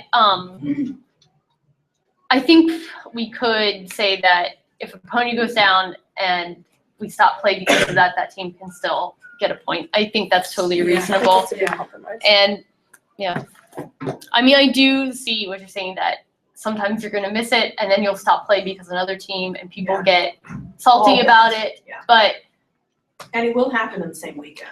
it does, happened no, back to it back. has, but it's there's lots of moving pieces. Nothing's perfect, people. We have another question, which I answered her on email or text. I think I got it right. Are you allowed to lead your pony by the noseband if you're holding your reins with it? I didn't see anything saying you couldn't do that. I saw you could not lead by the bit. Yeah. So that was the answer I gave to the text question. Are you allowed to lead your pony by the noseband if you're holding the rein with it? What if it's a hack one? That's considered a bit. Exactly. Yeah. You can hold the rein, but you can't hold the bit. Right, Yeah. but it's also considered the noseband. Well, if No. I ride with No, the it's not. noseband and a Not the hackamore. curb chain, the hackmore itself. The The noseband. I would No. consider that bit. Yeah, I would consider the nose part of the hackamore bit, but you could still have a capstan noseband on with a hackamore. No, I know, Yeah. I Yeah. would just, if you were gonna add that, I don't know whether you did or not. So they mean specifically the noseband or possibly even the cheek pieces? Are they saying anything besides? She the said ring? noseband. So you can lead by the martingale. Well, You can yeah. grab by the martingale and Something have like that MGAA as your because contact hackmores aren't point. allowed in the- Yeah, that's true too. Yeah. But the So- point is, you can lead by anything but the bit. So if you want to lead by your martingale, feel free. You want to hang on to the stirrup? Stirrup? Forelock. Oh, you got contact. You gotta But I would consider the whole hackamore piece the bit, the bit, yeah. which I guess is my definition. If somebody's that concerned about it, they could ask the referee before their division starts. And along with that, probably if you've got a curb chain on, I can't imagine why you would ever Right, want to lead by the curb chain, but that would be That would be bit. part of the bit. Yeah. That's it. I mean, any of these really I can weird see a little kid doing situations. it. I can see a little kid doing it. No, no. Well, you know, they just. Wherever your hand goes. Okay. All right, So so where are we now? we were in assistant referees. So you guys are kids, so Equipment chief. Next on the agenda is our equipment chief. Sarah is going to talk about how to do a good job as an equipment chief. She had a presentation, but well, she has one with her. Yeah. I don't know if you want to give it, or we could just upload it later. I can upload it later. Anyway, so I wanted to talk about equipment chief responsibilities, the new rules that are affecting ring crew, ring setup, some of the challenges, improvements, and then any kind of chief training or resources available. So the role of the equipment chief, responsible for correct setup of equipment prior to starting a race, ensuring that all equipment is in reasonable working order and all lanes are set up such that no one team or rider has an advantage. I say that with the disclaimer that it's also the team's responsibility to identify issues with the straightness, since that can't always be appreciated by the people on the ground. Very true. It's very difficult when you have a team that's talking amongst themselves, you get everything set, and you're standing there going, are we good? Are we good? And they're ignoring you, and then they're like, whoa, my lane's not set up. The impetus does have to be on the riders to be responsible for saying, hey, that's not entirely straight. Make sure that all of the equipment is placed correctly after the race. So if there's a correction, the ring crew does need to be aware that that needs to be checked before it gets torn down, and call attention to the ref if there's a problem, and report any broken equipment. That actually happens reasonably frequently. It's absolutely not the chief equipment person's job to do all the setup and all the teardown. I think a lot of the problems that we had in the past with the people that were doing the chief equipment were feeling very burdened because they were doing it all themselves or trying to do it all themselves. And I still see other people, other equipment chiefs doing that. It's not your job. You're there to facilitate other people doing the work. And That's a really good Well, I point. think the new heating system will will help. help eliminate those issues. Right, Yeah. which is wonderful. So, you know, it's always not fun being that person being like, gotta do this, but it's not your job to do it yourself.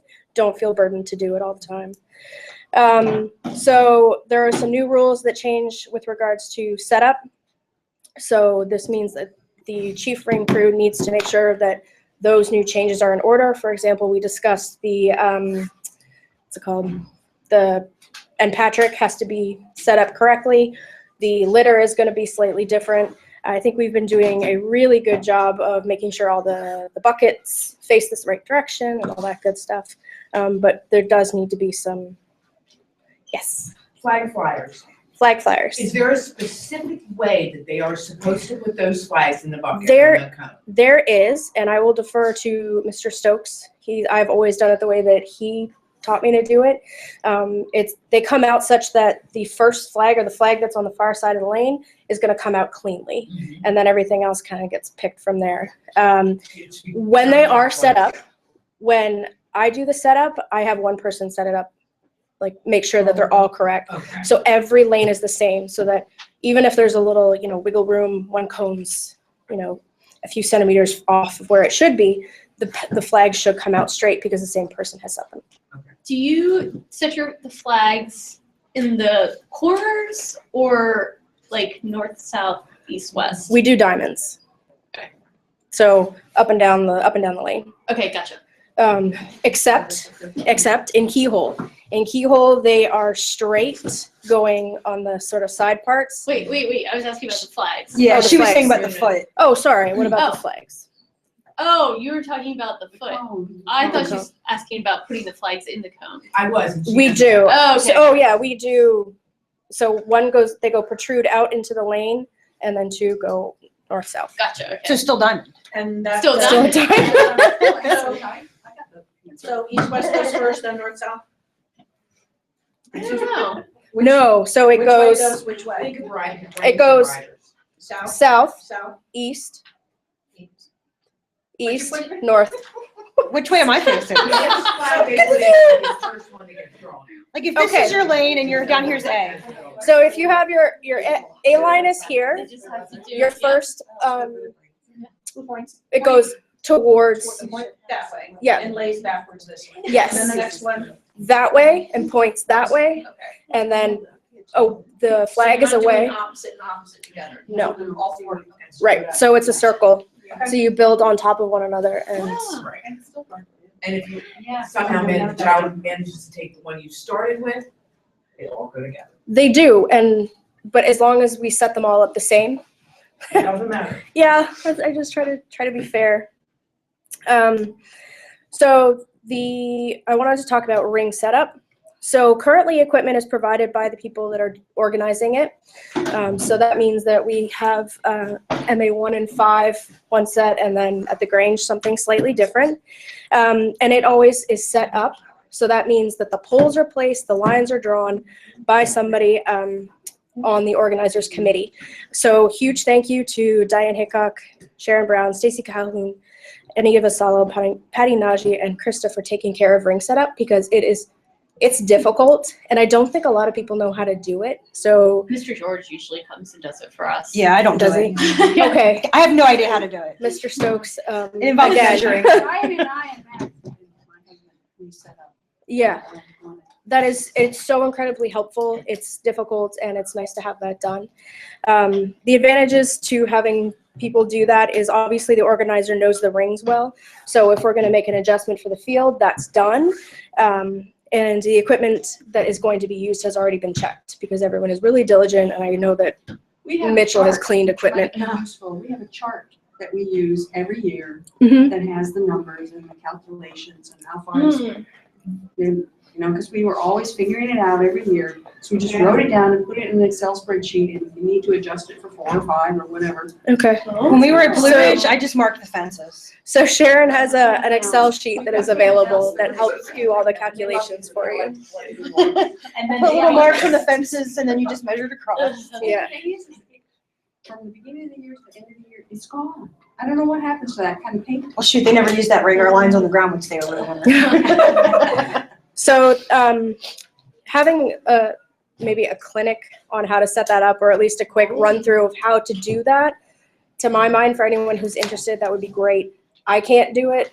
I'd love to learn how to do it, as well as Stacy can just make it happen in the dark. If people could come the night before and help set up, So that's that would be usually a great learning opportunity. Or you could do it the Saturday.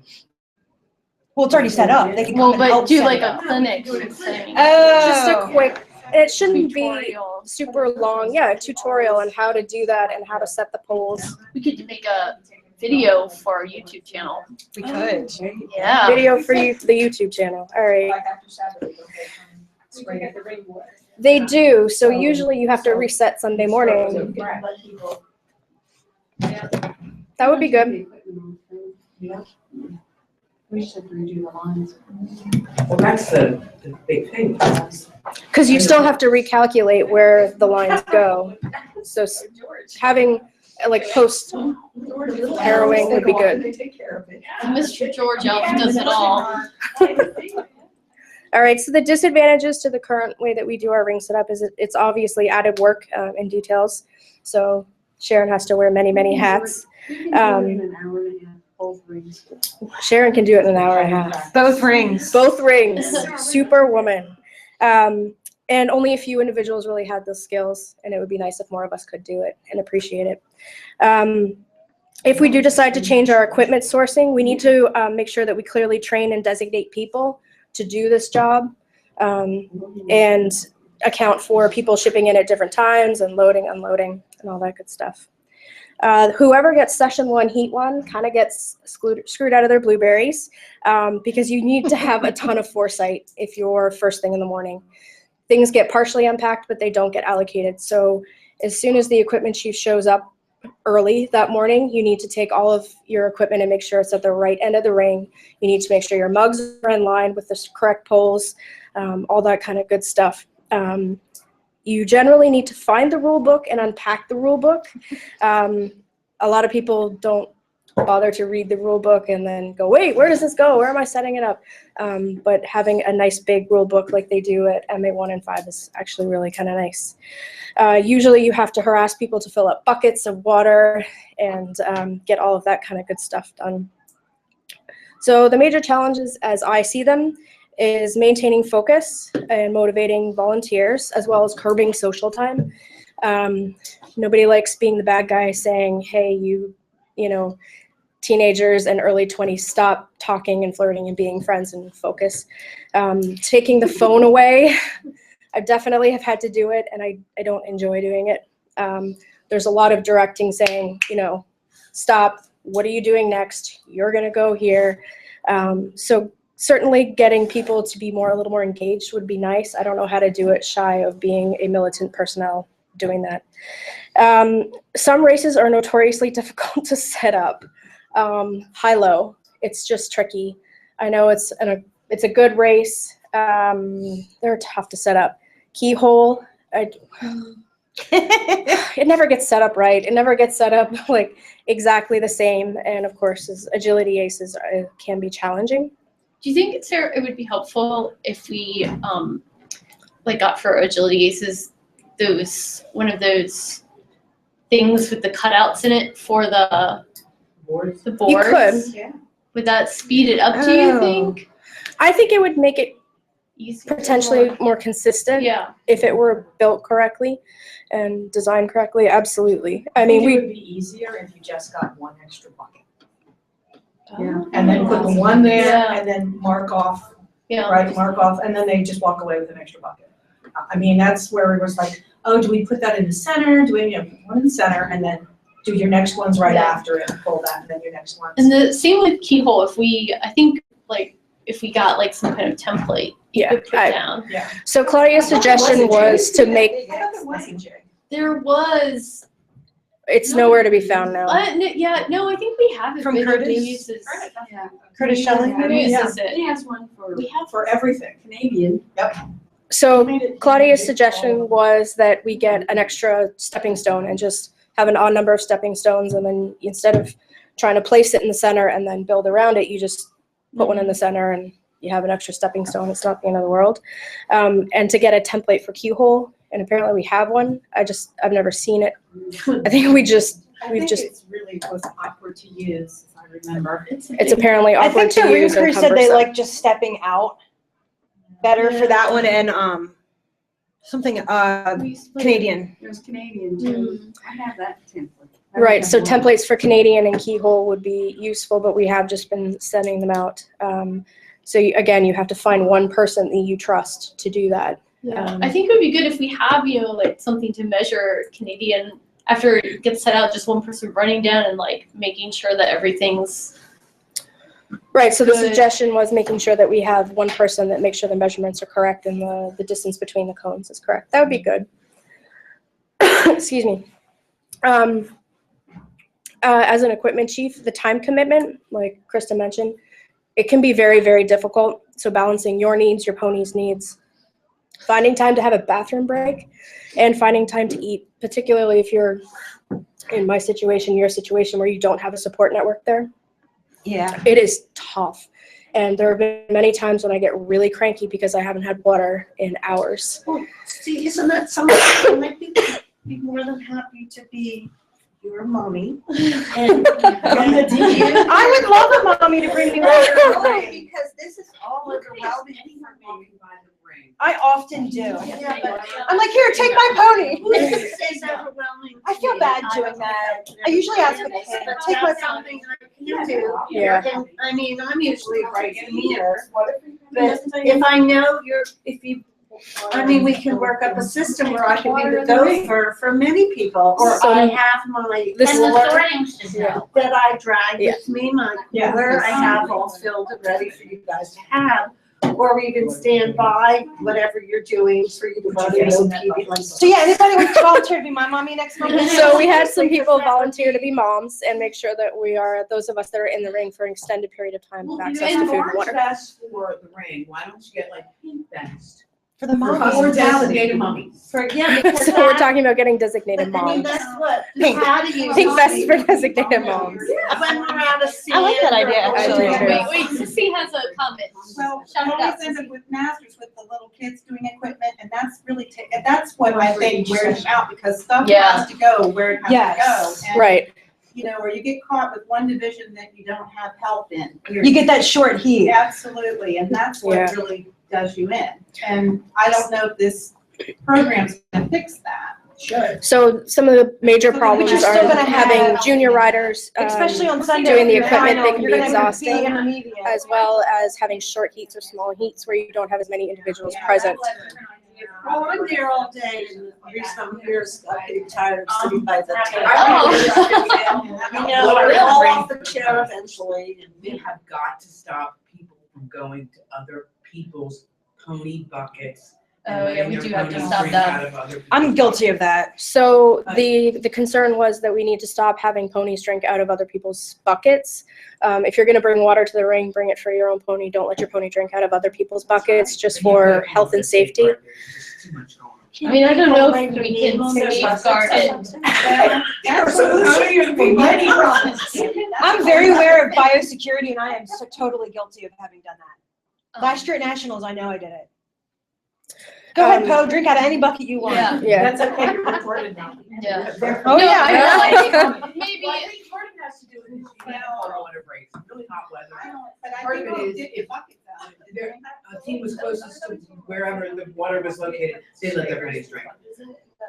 If they had the time, but if we have a water break, you can designate areas for people's buckets. For me, it So the was, suggestion is I was having refereeing, designated organizing, and water riding, breaks and I so wasn't that expecting during the really hot referee. time, the And horses the have ponies access to were water. way across the, I just did not have time to think. well, That might be an organizer thing, that where could you put, where Give could me a people golf put cart with water buckets. buckets? I will drive it around. Consistently, that, you know, you designate 5. Well, and then you have time restraints too. Yeah. I mean, but this is, I think I don't care about it's time. super, it's, Yeah. The biosecurity especially is an this issue. year with the outbreaks that have been happening. I've heard Yeah. the one now. I Yeah. mean, and they lost 3 horses, that was Kansas City. But it is just, I think it's actually on the riders, but Yeah. it is tough because I've seen other people using my buckets and I know I, that makes you crazy. yeah. Yeah. It makes you wanna drive. I'm sure Mitchell just took her bucket and threw it. And I share with my teammates, but even like going into this year, I think every pony only needs to have its own bucket and. Lexi also wants a mommy? So Mitchell maybe is- we could, as the board, send out biosecurity protocol or just a Give me a reminder. whistle. And maybe ask all the parents of like younger kids To explain infectious disease and to why we explain, cannot. or even, I mean, masters. We spend hours with Pony Club talking about infectious disease. Yeah. It really doesn't compute for my daughter because she doesn't know anybody who's lost a horse. Yeah, It is incumbent upon the adults in the Yeah, area. yeah. So it's incumbent upon adults and parents to make sure that I'm their not sure how you place kids it, are though, unless following you see somebody rules using your about not bucket. sharing Let's buckets. say something. Yeah. Or, I and know that they're using, Organize well, it. they're just signature all over it, so. I'm sure you're interpreting everything for them. You might not know. Right, I don't know. I color coordinate all my. well, so, Everybody has the same color as you. But that doesn't mean you're not gonna see me walk over and let my pony drink out of your bucket. I have a huge label on it that says. It doesn't matter, they do it. Yeah, they Yeah. Yeah, I totally did it at Nationals last year, 100% did not care. I mean, I did it nationals because Logan pulled me to the closest bucket and drank out of it, and I just said, no. right. I don't do it all the time, but I did do it at But Nationals last it year. is becoming more and more apparent as an Yeah. issue, so. So I think organizers need to potentially come up with a policy or a request. No, I meant a person. Oh. Actually, endurance, they have lids that fit for your buckets. They have plastic ones, and then like, you know those saran wrappy things that you can get to stretch over your Rain dishes? buckets. Yeah, like shower caps. They have those, and then they have plastic lids they use for endurance because people will mix like full buckets of beet pulp and stuff for their breaks, for their horses to power pack. And so they've got lids, you know, flap your lid over. But this is kind of separate from equipment, so let's go with equipment. Yeah. We're gonna go So- through all the roles, and then at the end we'll have an open time where we can discuss like our policies, like concussions and biosecurity and. Sorry, I dumped my kid off. I gotta put that. Oh, I thought you So wanted to talk about. I do want to talk about concussions. Go on, take your cheese. We'll be sure to talk about them later, and you can watch the video later. Well, you know, I don't know how to do that. Just ask Patty. it's just on YouTube. You'll be able to just play it on YouTube. So some of the other issues that are kind of coming up with the equipment chief is people tend to leave their trash behind. So at the end of every session, I go and clean it up, and I clean up umpteen empty, partially empty water bottle, coffee cups. It's just, the people in the ring need to be responsible individuals. You don't throw trash in your house. Don't throw trash for someone else to pick it up. I'm not your mom. Please pick up your trash, and he said, I didn't leave it. It's not my Oh, I trash. hate that. Yes. So I do think that having a trash bag helps at the equipment trailer. Sharon, I didn't understand how many kids were there. Because I was gonna say, you're gonna find yourself like policing the entire arena from. Yeah. Second. So in terms of improvements, I think we've done a really good job of sharing the workload. It's now not 2 people doing the bulk of the work. We're doing really great on that way. I would love to see a tent and a BYOB water cooler. If you have your own bottle, if organizers could provide shelter from the sun and water for the ring crew and the chief, that would be so appreciated. I have a bunch of pictures. Whenever you provide a tent, people actually flock to it and use it. It's totally worth having, particularly at the Grange. It's just, when you're out there for 4 hours, I have definitely snapped at people because I thought I was going to pass out because I hadn't had time to get water. And I would really like to see keeping volunteers accountable for staying in the ring for the entire session. There is a tendency to come in, we call roll call, oh, we're all here, and then you see them trickling out. This happens, I'm not going to say it's one age group, it happens sort of universally across all of the age groups. So I think attendance at the end, I would love to see points actually taken away and not this constant, you can be 15, 20 minutes late. If you're not in there when we're starting, let's enforce it a couple of times and it won't happen again. If I can. And the change once, And literally. set up it the- Right. I took points away from my own team once for that. Right. Right. And the fact that, Mitchell, Krista, myself, we have definitely spent hours and hours and hours in those rings helping people out and still manage to get our ponies together. And that sometimes comes at the expense of you eating, you going to the bathroom. People need to show up and stay there. Or your pony being tacked up early. Or your pony being tacked up Well, early. can't you use other kids that aren't to go tack up your ponies? I don't want anybody else to tack up my Yeah, I don't pony. let other people touch it. Right. But I think the sorting will help with some. Yeah, it So really we're hoping will. that the sorting will help a little bit so everybody At knows. least I'll know how early to tack him up. Yeah, when you're going to be riding and it's not left to the last minute, you're not straining to hear an announcement. Yeah. If anybody else sees any other issues or technical, I think in general, the equipment chief and the referee communicate really well, or at least I find Krista and I do. If a piece of equipment is broken, I let her know, it's, hey, we need to adjust this, usually know ahead of time, and we've done pretty well with that. Like you Yeah, I just really said, like working with you, actually. nobody's ever happy. Whatever race you substitute, somebody's got a comment about it. Sometimes people can get snide with the people making the decisions, or having to try to corral people or not organize people, and just remaining hopefully positive and not criticizing that person, and understand we're all trying to do the best we can with very little water and a long day. Volunteers. It's really important. Volunteers, even if you are voluntold from some time to time. Great. So next up, Julie is going to go over the job of the scorer and how to score, because I think this is something that everybody could learn to do, because Julie and Christy and Sharon, I think, are basically our main scorers. I don't know, Patty, do you do it when? Have I done, I've done Yeah. scribe mostly, I guess I've done score once in a while. So it's not hard to do, and I think it's something that everybody. It's not hard to do. The biggest thing is I didn't bring a score sheet today, but I did make a few notes. One of the most important things that I, as a scorer, when you first get there, and sometimes the organizer has it set up for you, but to make sure that the score sheet and the scribe sheets are in the exact same order, so that you get the correct finishes. I was going to explain where they go, but without the score sheet, you don't have a score sheet. Right? I don't, I'm sorry. You can download a score sheet. The They're organizer. on the website. Yeah. The score sheets are on the website. I've been really lucky that wherever I go score, the organizers have the score sheets for me. But there are two little triangles at the top of the box, and then there's a bigger box. The top left triangle is where you're going to put your finishes, and then the bottom little triangle is where your scores go, and then the bigger box underneath both of those is where the running total goes. we always get the scribe to keep a running total as well.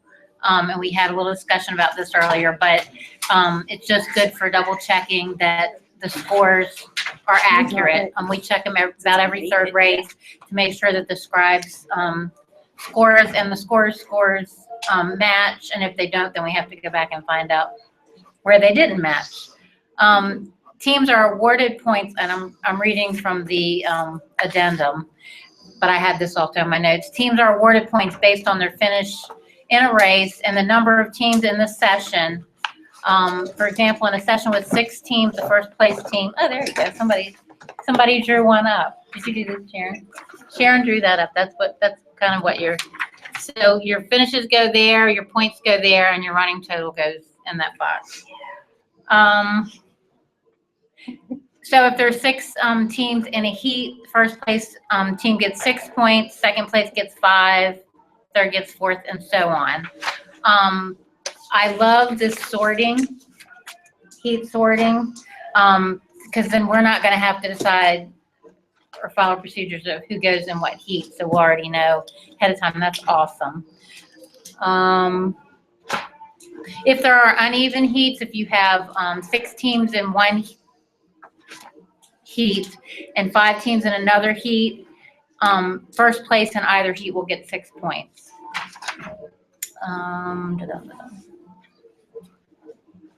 And second gets 5? Yep. Yes. So you just don't have a 1 point? Yep, right.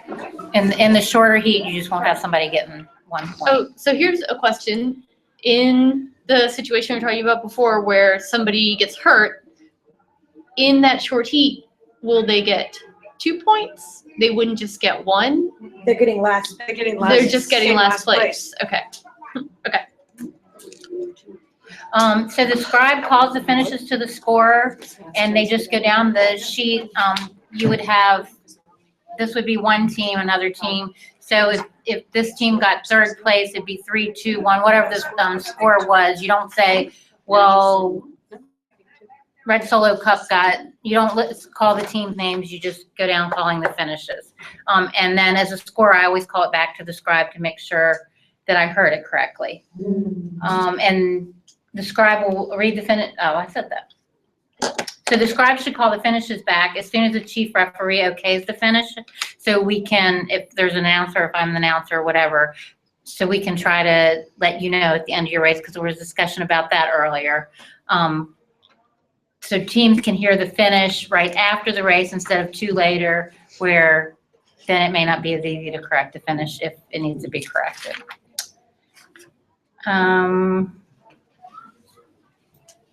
I can't think of anything else. That could be it. It would be really awesome if maybe some new people could shadow with you this summer. It would be very Some awesome. competitions.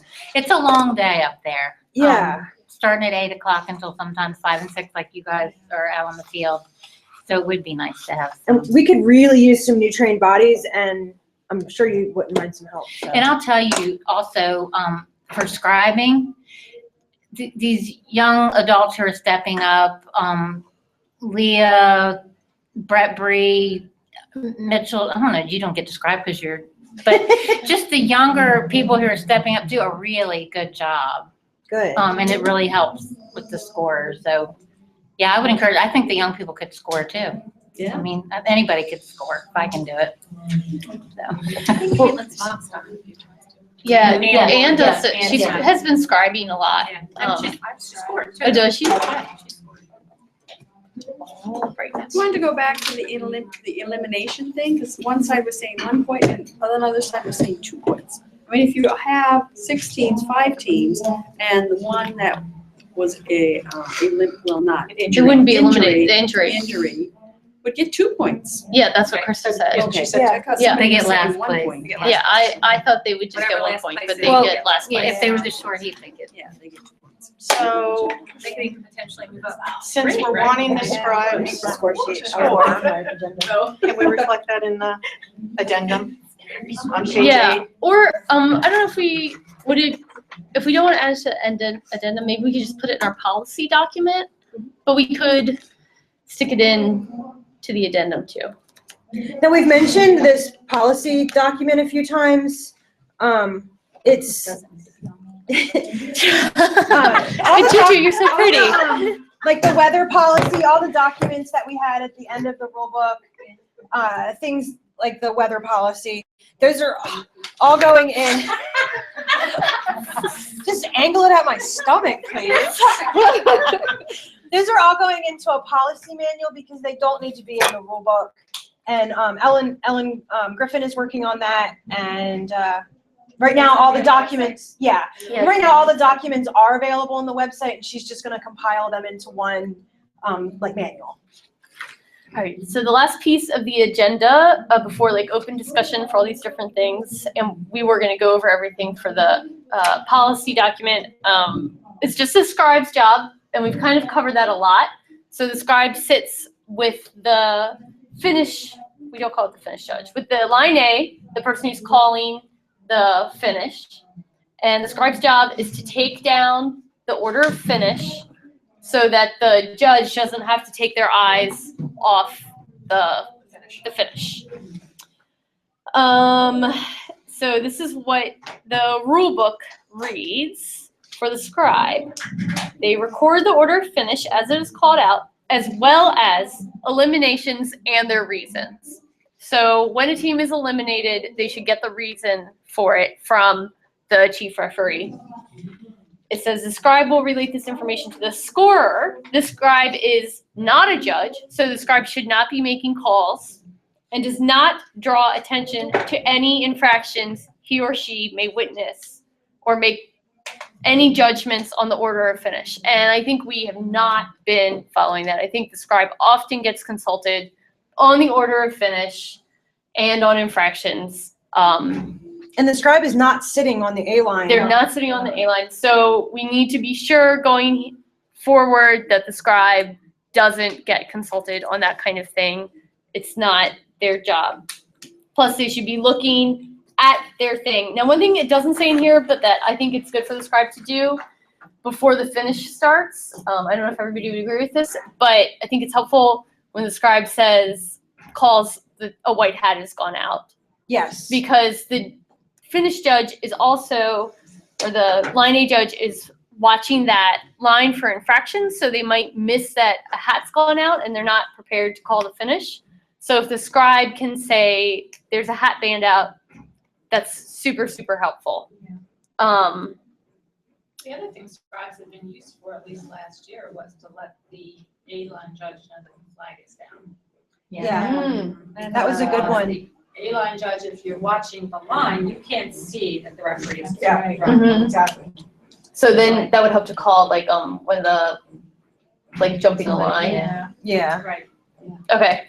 So the scribe can also, Patty was saying, call, I think we were saying up when the flag goes up and down when the flag is down, so that the A-line judge can watch for people who are jumping the line. And what we've been having the A-line judge do is, I think, have a whistle and blow the whistle if anybody jumps the line. And that kind of just about covers everything that the scribe does. Like Julie was saying, they should double check. Nope. So it very clearly states the referee alone decides whether the start is fair. That's not saying if they jump the line now. That's true too. Yeah. So If But the that's what I the was start gonna is say. fair, Some refs have asked the judge Yeah. to do that. yes. So it depends on the Well, ref. my interpretation of if the start is fair are the riders all moving forward together, not if somebody jumped the I line. think it's a that's a good point. Because I've had refs ask me to do that versus ones that don't. Yeah, I like my line A to do that. Because you're not sitting on the line, you I know, can't you're not see. running on the line, exactly. Yeah, and whenever I've been the line But I know A, likewise, I I've can't been see asked to when do that. When it's dropped, so I like the scribe to tell Yeah. me. So all those things. We do have a comment. There needs to be a warning and final warning, not 6 calls for people to come to their assigned work sessions. I think there should be warnings. I think you should call and the points go off, especially with this sorting, You know Yeah. when you're gonna be successful. I completely agree. And I would say start hard We do too many, on MA1. that's all they ever get is warnings. Well, and you can't start until everybody's there. And you can't start until everybody's there, briefed, and in their space. And ring crews should be there helping in advance to get ready. And assistant referees need to be there to get in their place. I mean, how many times have we started 15 minutes late in the morning because nobody's there. Yeah. The riders were there. Yeah, Equipment chief is there, I making think sure that needs to everything's be, done. that needs to be done. All right, so that, I think, Take roll call before the riders even come in the arena. That's what we do, but then we just delay putting letting the riders Yeah, in. Hopefully. I will give you 5 minutes, and we're 5 minutes. So, yeah. Don't we get papers that says when the teams are working? I thought we, Yeah. yeah, nobody it's else. still, no, it's just still, So the first, the Lunch. first session is usually. you don't want to get out of bed, you don't want to, Or you're sometimes talking. you're Charging just points and that's. busy. I mean, I've definitely been like unpacking, running to the trailer, Yeah. getting a bottle of water, and then like I hear them calling my team, and I'm just like, shit, and I've gotta like Yeah. run. Yeah. But I mean, just go with it. Well, and that's Doing something to it. keep in mind when a rider is doing a referee job or a ring crew chief. They're still doing their team's work session. Yeah. They're, they're not getting out of their other work, and that happens a lot with the fossil teams. Like, Matt and I will both be a chief referee of a different division, and then Val will be line A for 2 heats, and then it's our work session, and it's like, well, we've all been in there for 4 sessions Yeah. already. But it will probably be easier with the sorting to actually give everybody a space between a session between their ride and their work, which hasn't always happened when the way we've been seating it. Sometimes you end up where you ride and then you like work right after. It also depends on how you have to do the divisions to get everybody in. Yeah. So Yeah. lots of times, we try to do that, but it doesn't always. I know overseas, they're much stricter and they say if your team needs to volunteer the next session, you designate 3 people to take care of ponies and 2 people don't even go back to the bar. They're like in the ring with their Yeah. helmets on. Once we deduct points one time, it's just One like all time. this other thing. And we'll stop. But I deducted points for my team at nationals 2 years ago. Only team that lost points. But nobody else didn't show up for the rest of the weekend. all right. So the trick will be, this is not gonna be a soft start. Everybody's Yeah. having a winner and we'll make sure, and the rules are new, too bad. Sharon, you need to hit hard. We always say that. Don't hit hard. We Do do it. always say that. So, okay, we're open for questions and discussion of various rules wait, and enforcement. Oh, Do we want to go over things that we're putting in like our policy manual? oh, sure. Procedures. Best practice. I like best practices. Is a name instead of procedures. Best practice. That's sorry, I'm thinking it. Oh, Julie. Okay. That's sneaky. This is what the IMGA 2015 rule book looked like. So, assuming the 2016 will look like this, hand size. So, this is what we'll be ordering. Are all the games in there as well? When will they be available? Whenever they're available from IMGA. Oh, they're still not? They're still not available yet. Okay. Well, at least as Do of you a think 2 by weeks ago. MA1? Yeah, oh, yeah. Open. Yeah.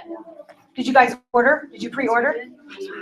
I didn't order yet. If you didn't pre-order, then no, you don't get one. Is it too late to pre-order? No, it's No, not. I I'm don't just think giving you all so. the time. If you haven't pre-ordered your hard copy of the rule book, please do so. So in Yeah, oh, yeah, and talk to Michelle Hastings. our best practices document that we are going to put together, we're going to have about the helmet checks. So as everybody knows, we're checking helmets for ASTM certification this year. Eventually moving towards, if you don't have an ASTM helmet and you don't get your pretty little MGAA sticker, then you cannot ride. We've had a lot of debate about also checking the dates on the helmets, but is it? I just got a new one and It's gonna be a walking Those are the start. expiration it is going to be a dates. walking start. So for this first year, we're just going to try and get everybody stickered, but we're not going to not allow you to ride if you don't have a sticker. Incidentally, our rule has always been that if you don't have an ASTM helmet, you are not supposed to be riding. So it shouldn't really be a problem for anyone. Okay, so where Mid-Atlantic one is gonna be the first time that we're gonna have a flock of people. Kim Stokes is in charge of helmet checks. She has, we'll have a spool of stickers. Actually, I have them in my backpack right now. And she is going to designate other people. So people are going to need to come early. Well, they don't have to have it done before they ride. They need to get it done throughout the weekend. Yeah, so they don't need to flock her before they get on. Okay. Just by the end of the weekend, see Kim or one of her staff, and they'll check your helmet and get it stickered, and then you're good for the season. So you're good to go. Other things that are going in there would be hopefully, somebody mentioned, asked if we could talk about concussions. I don't know, Claudia, if that was you or, it was Beth. We have asked one of our members to put together a concussion protocol, but it's not done yet. So maybe if somebody else could jump in and do that, somebody who's medically minded, or would know what a concussion protocol should look like, that would be great. But that is probably something that, it's definitely something that we need.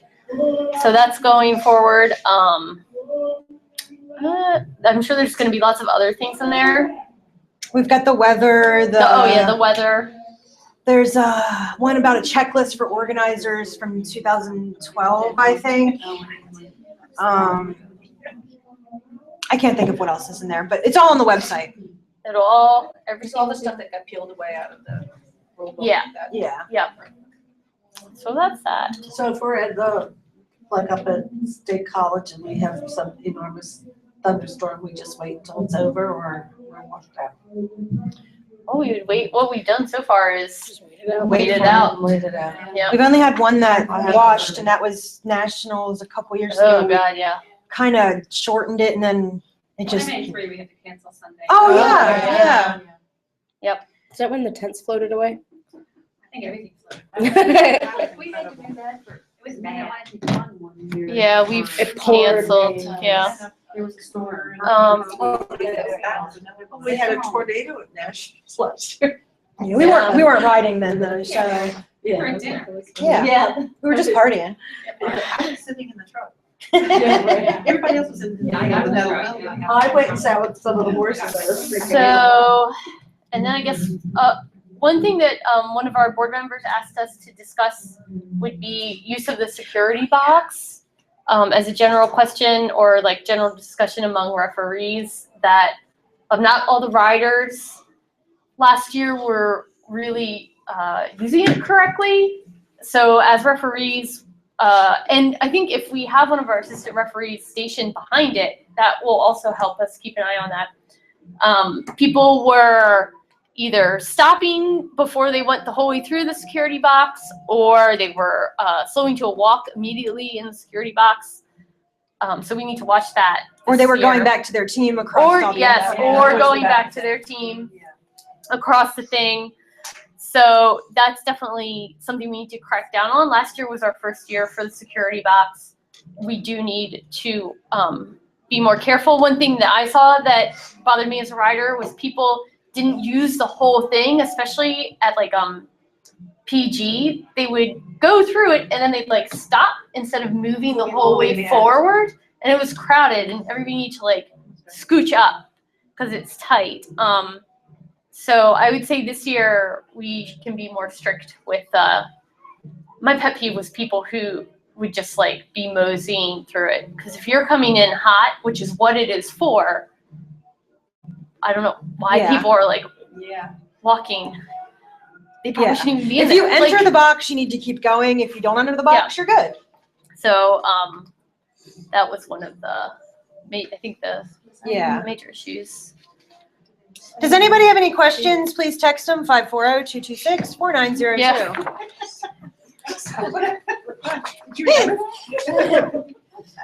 So we can touch back on biosecurity really quick. I do think it's a good idea for the BOG to send out a notice. I can't think of any kind of plan that can be enforced. Just leave it to the riders.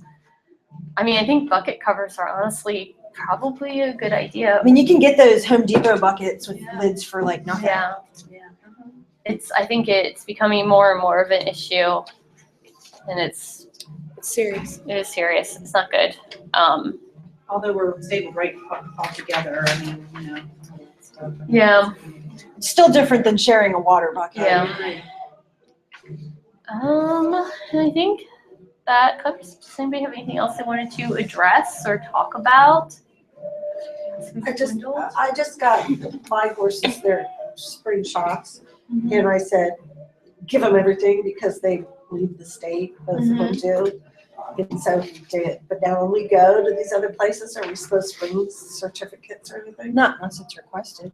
Well, so He's sending me one. for if you ever travel out of state, you should have a health certificate. Well, that's the one that's only good for 30 days, Yeah. but nobody ever does that. Do they, unless Only you're going we to an places where they A-rated ask for it. show. Right, A-rated shows Yeah. do, but I mean, Our we. thing doesn't. I mean, do- technically, you're required to have one in Yeah. Grange, state to state. but we're not checking them. Yeah, but we're in Pennsylvania, so we're not required. Yeah, they're Oh, not. okay. Yeah, yeah. I know you don't know what anybody else is doing. I mean, they're starting to come up with protocols, but I think even for, I think it's the hunter jumper circuit, they're starting to crack down 6-month vaccinations, I think, for the herpes virus, but, some of the places require 90 days. I know. And I said, give them everything there is to give, because they leave the state. some places are 90 days. 90 days health certificate, No, on the The vaccine. vaccine. but you can't vaccinate 17 times a year. That's every 3 months. You Well, and the can't. vaccine doesn't even cover the neurologic. form. Exactly. So why does it matter? It's just But a, they're Because they're psychotic and they're just reacting. Okay. They're not understanding the science, they're just reacting. As long as we're clear on that. And then I'm you not know, vaccinated, and so what's that if for? you vaccinate yourself, you better make sure that you have the number and your Yeah, receipt. everything. Yeah, he's sending me, he says he's sending me. The a vet fancy doesn't do one. it. Yeah. well, and it's like a That says Coggins he is was. good for a year, but your horse could be sick the next day. Well, the same thing with health certificate. Yeah. What is that for? Yeah. I mean, I was healthy. That's just showing across the state My vet lines if just- something happens, they know where it came from. It's like I a see money Yeah. once, mini they meeting. only ever Right. see mine once a year, because they don't need to for anything else usually. Hopefully. Well, you don't wanna ever get caught Unless state bugs budget change coming in yours. and checking, Well, I know, that's. Yeah. because that's like I heard is $1,000 fine in Maryland. For what? For if you're shipping in without a health certificate.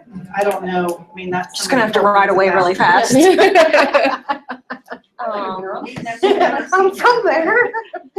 I know, but I Where would shows expect that? it's only ever happening when they, so It's only if there happening at the isn't big an shows. outbreak, then they start, so the reason you need accurate records is because the state police are gonna be the ones that stop you. Yeah. And they're looking for specific stuff that vets usually give you, not usually. Here's just a tab off of the thing that I used, and here's my receipt that went with it to prove it.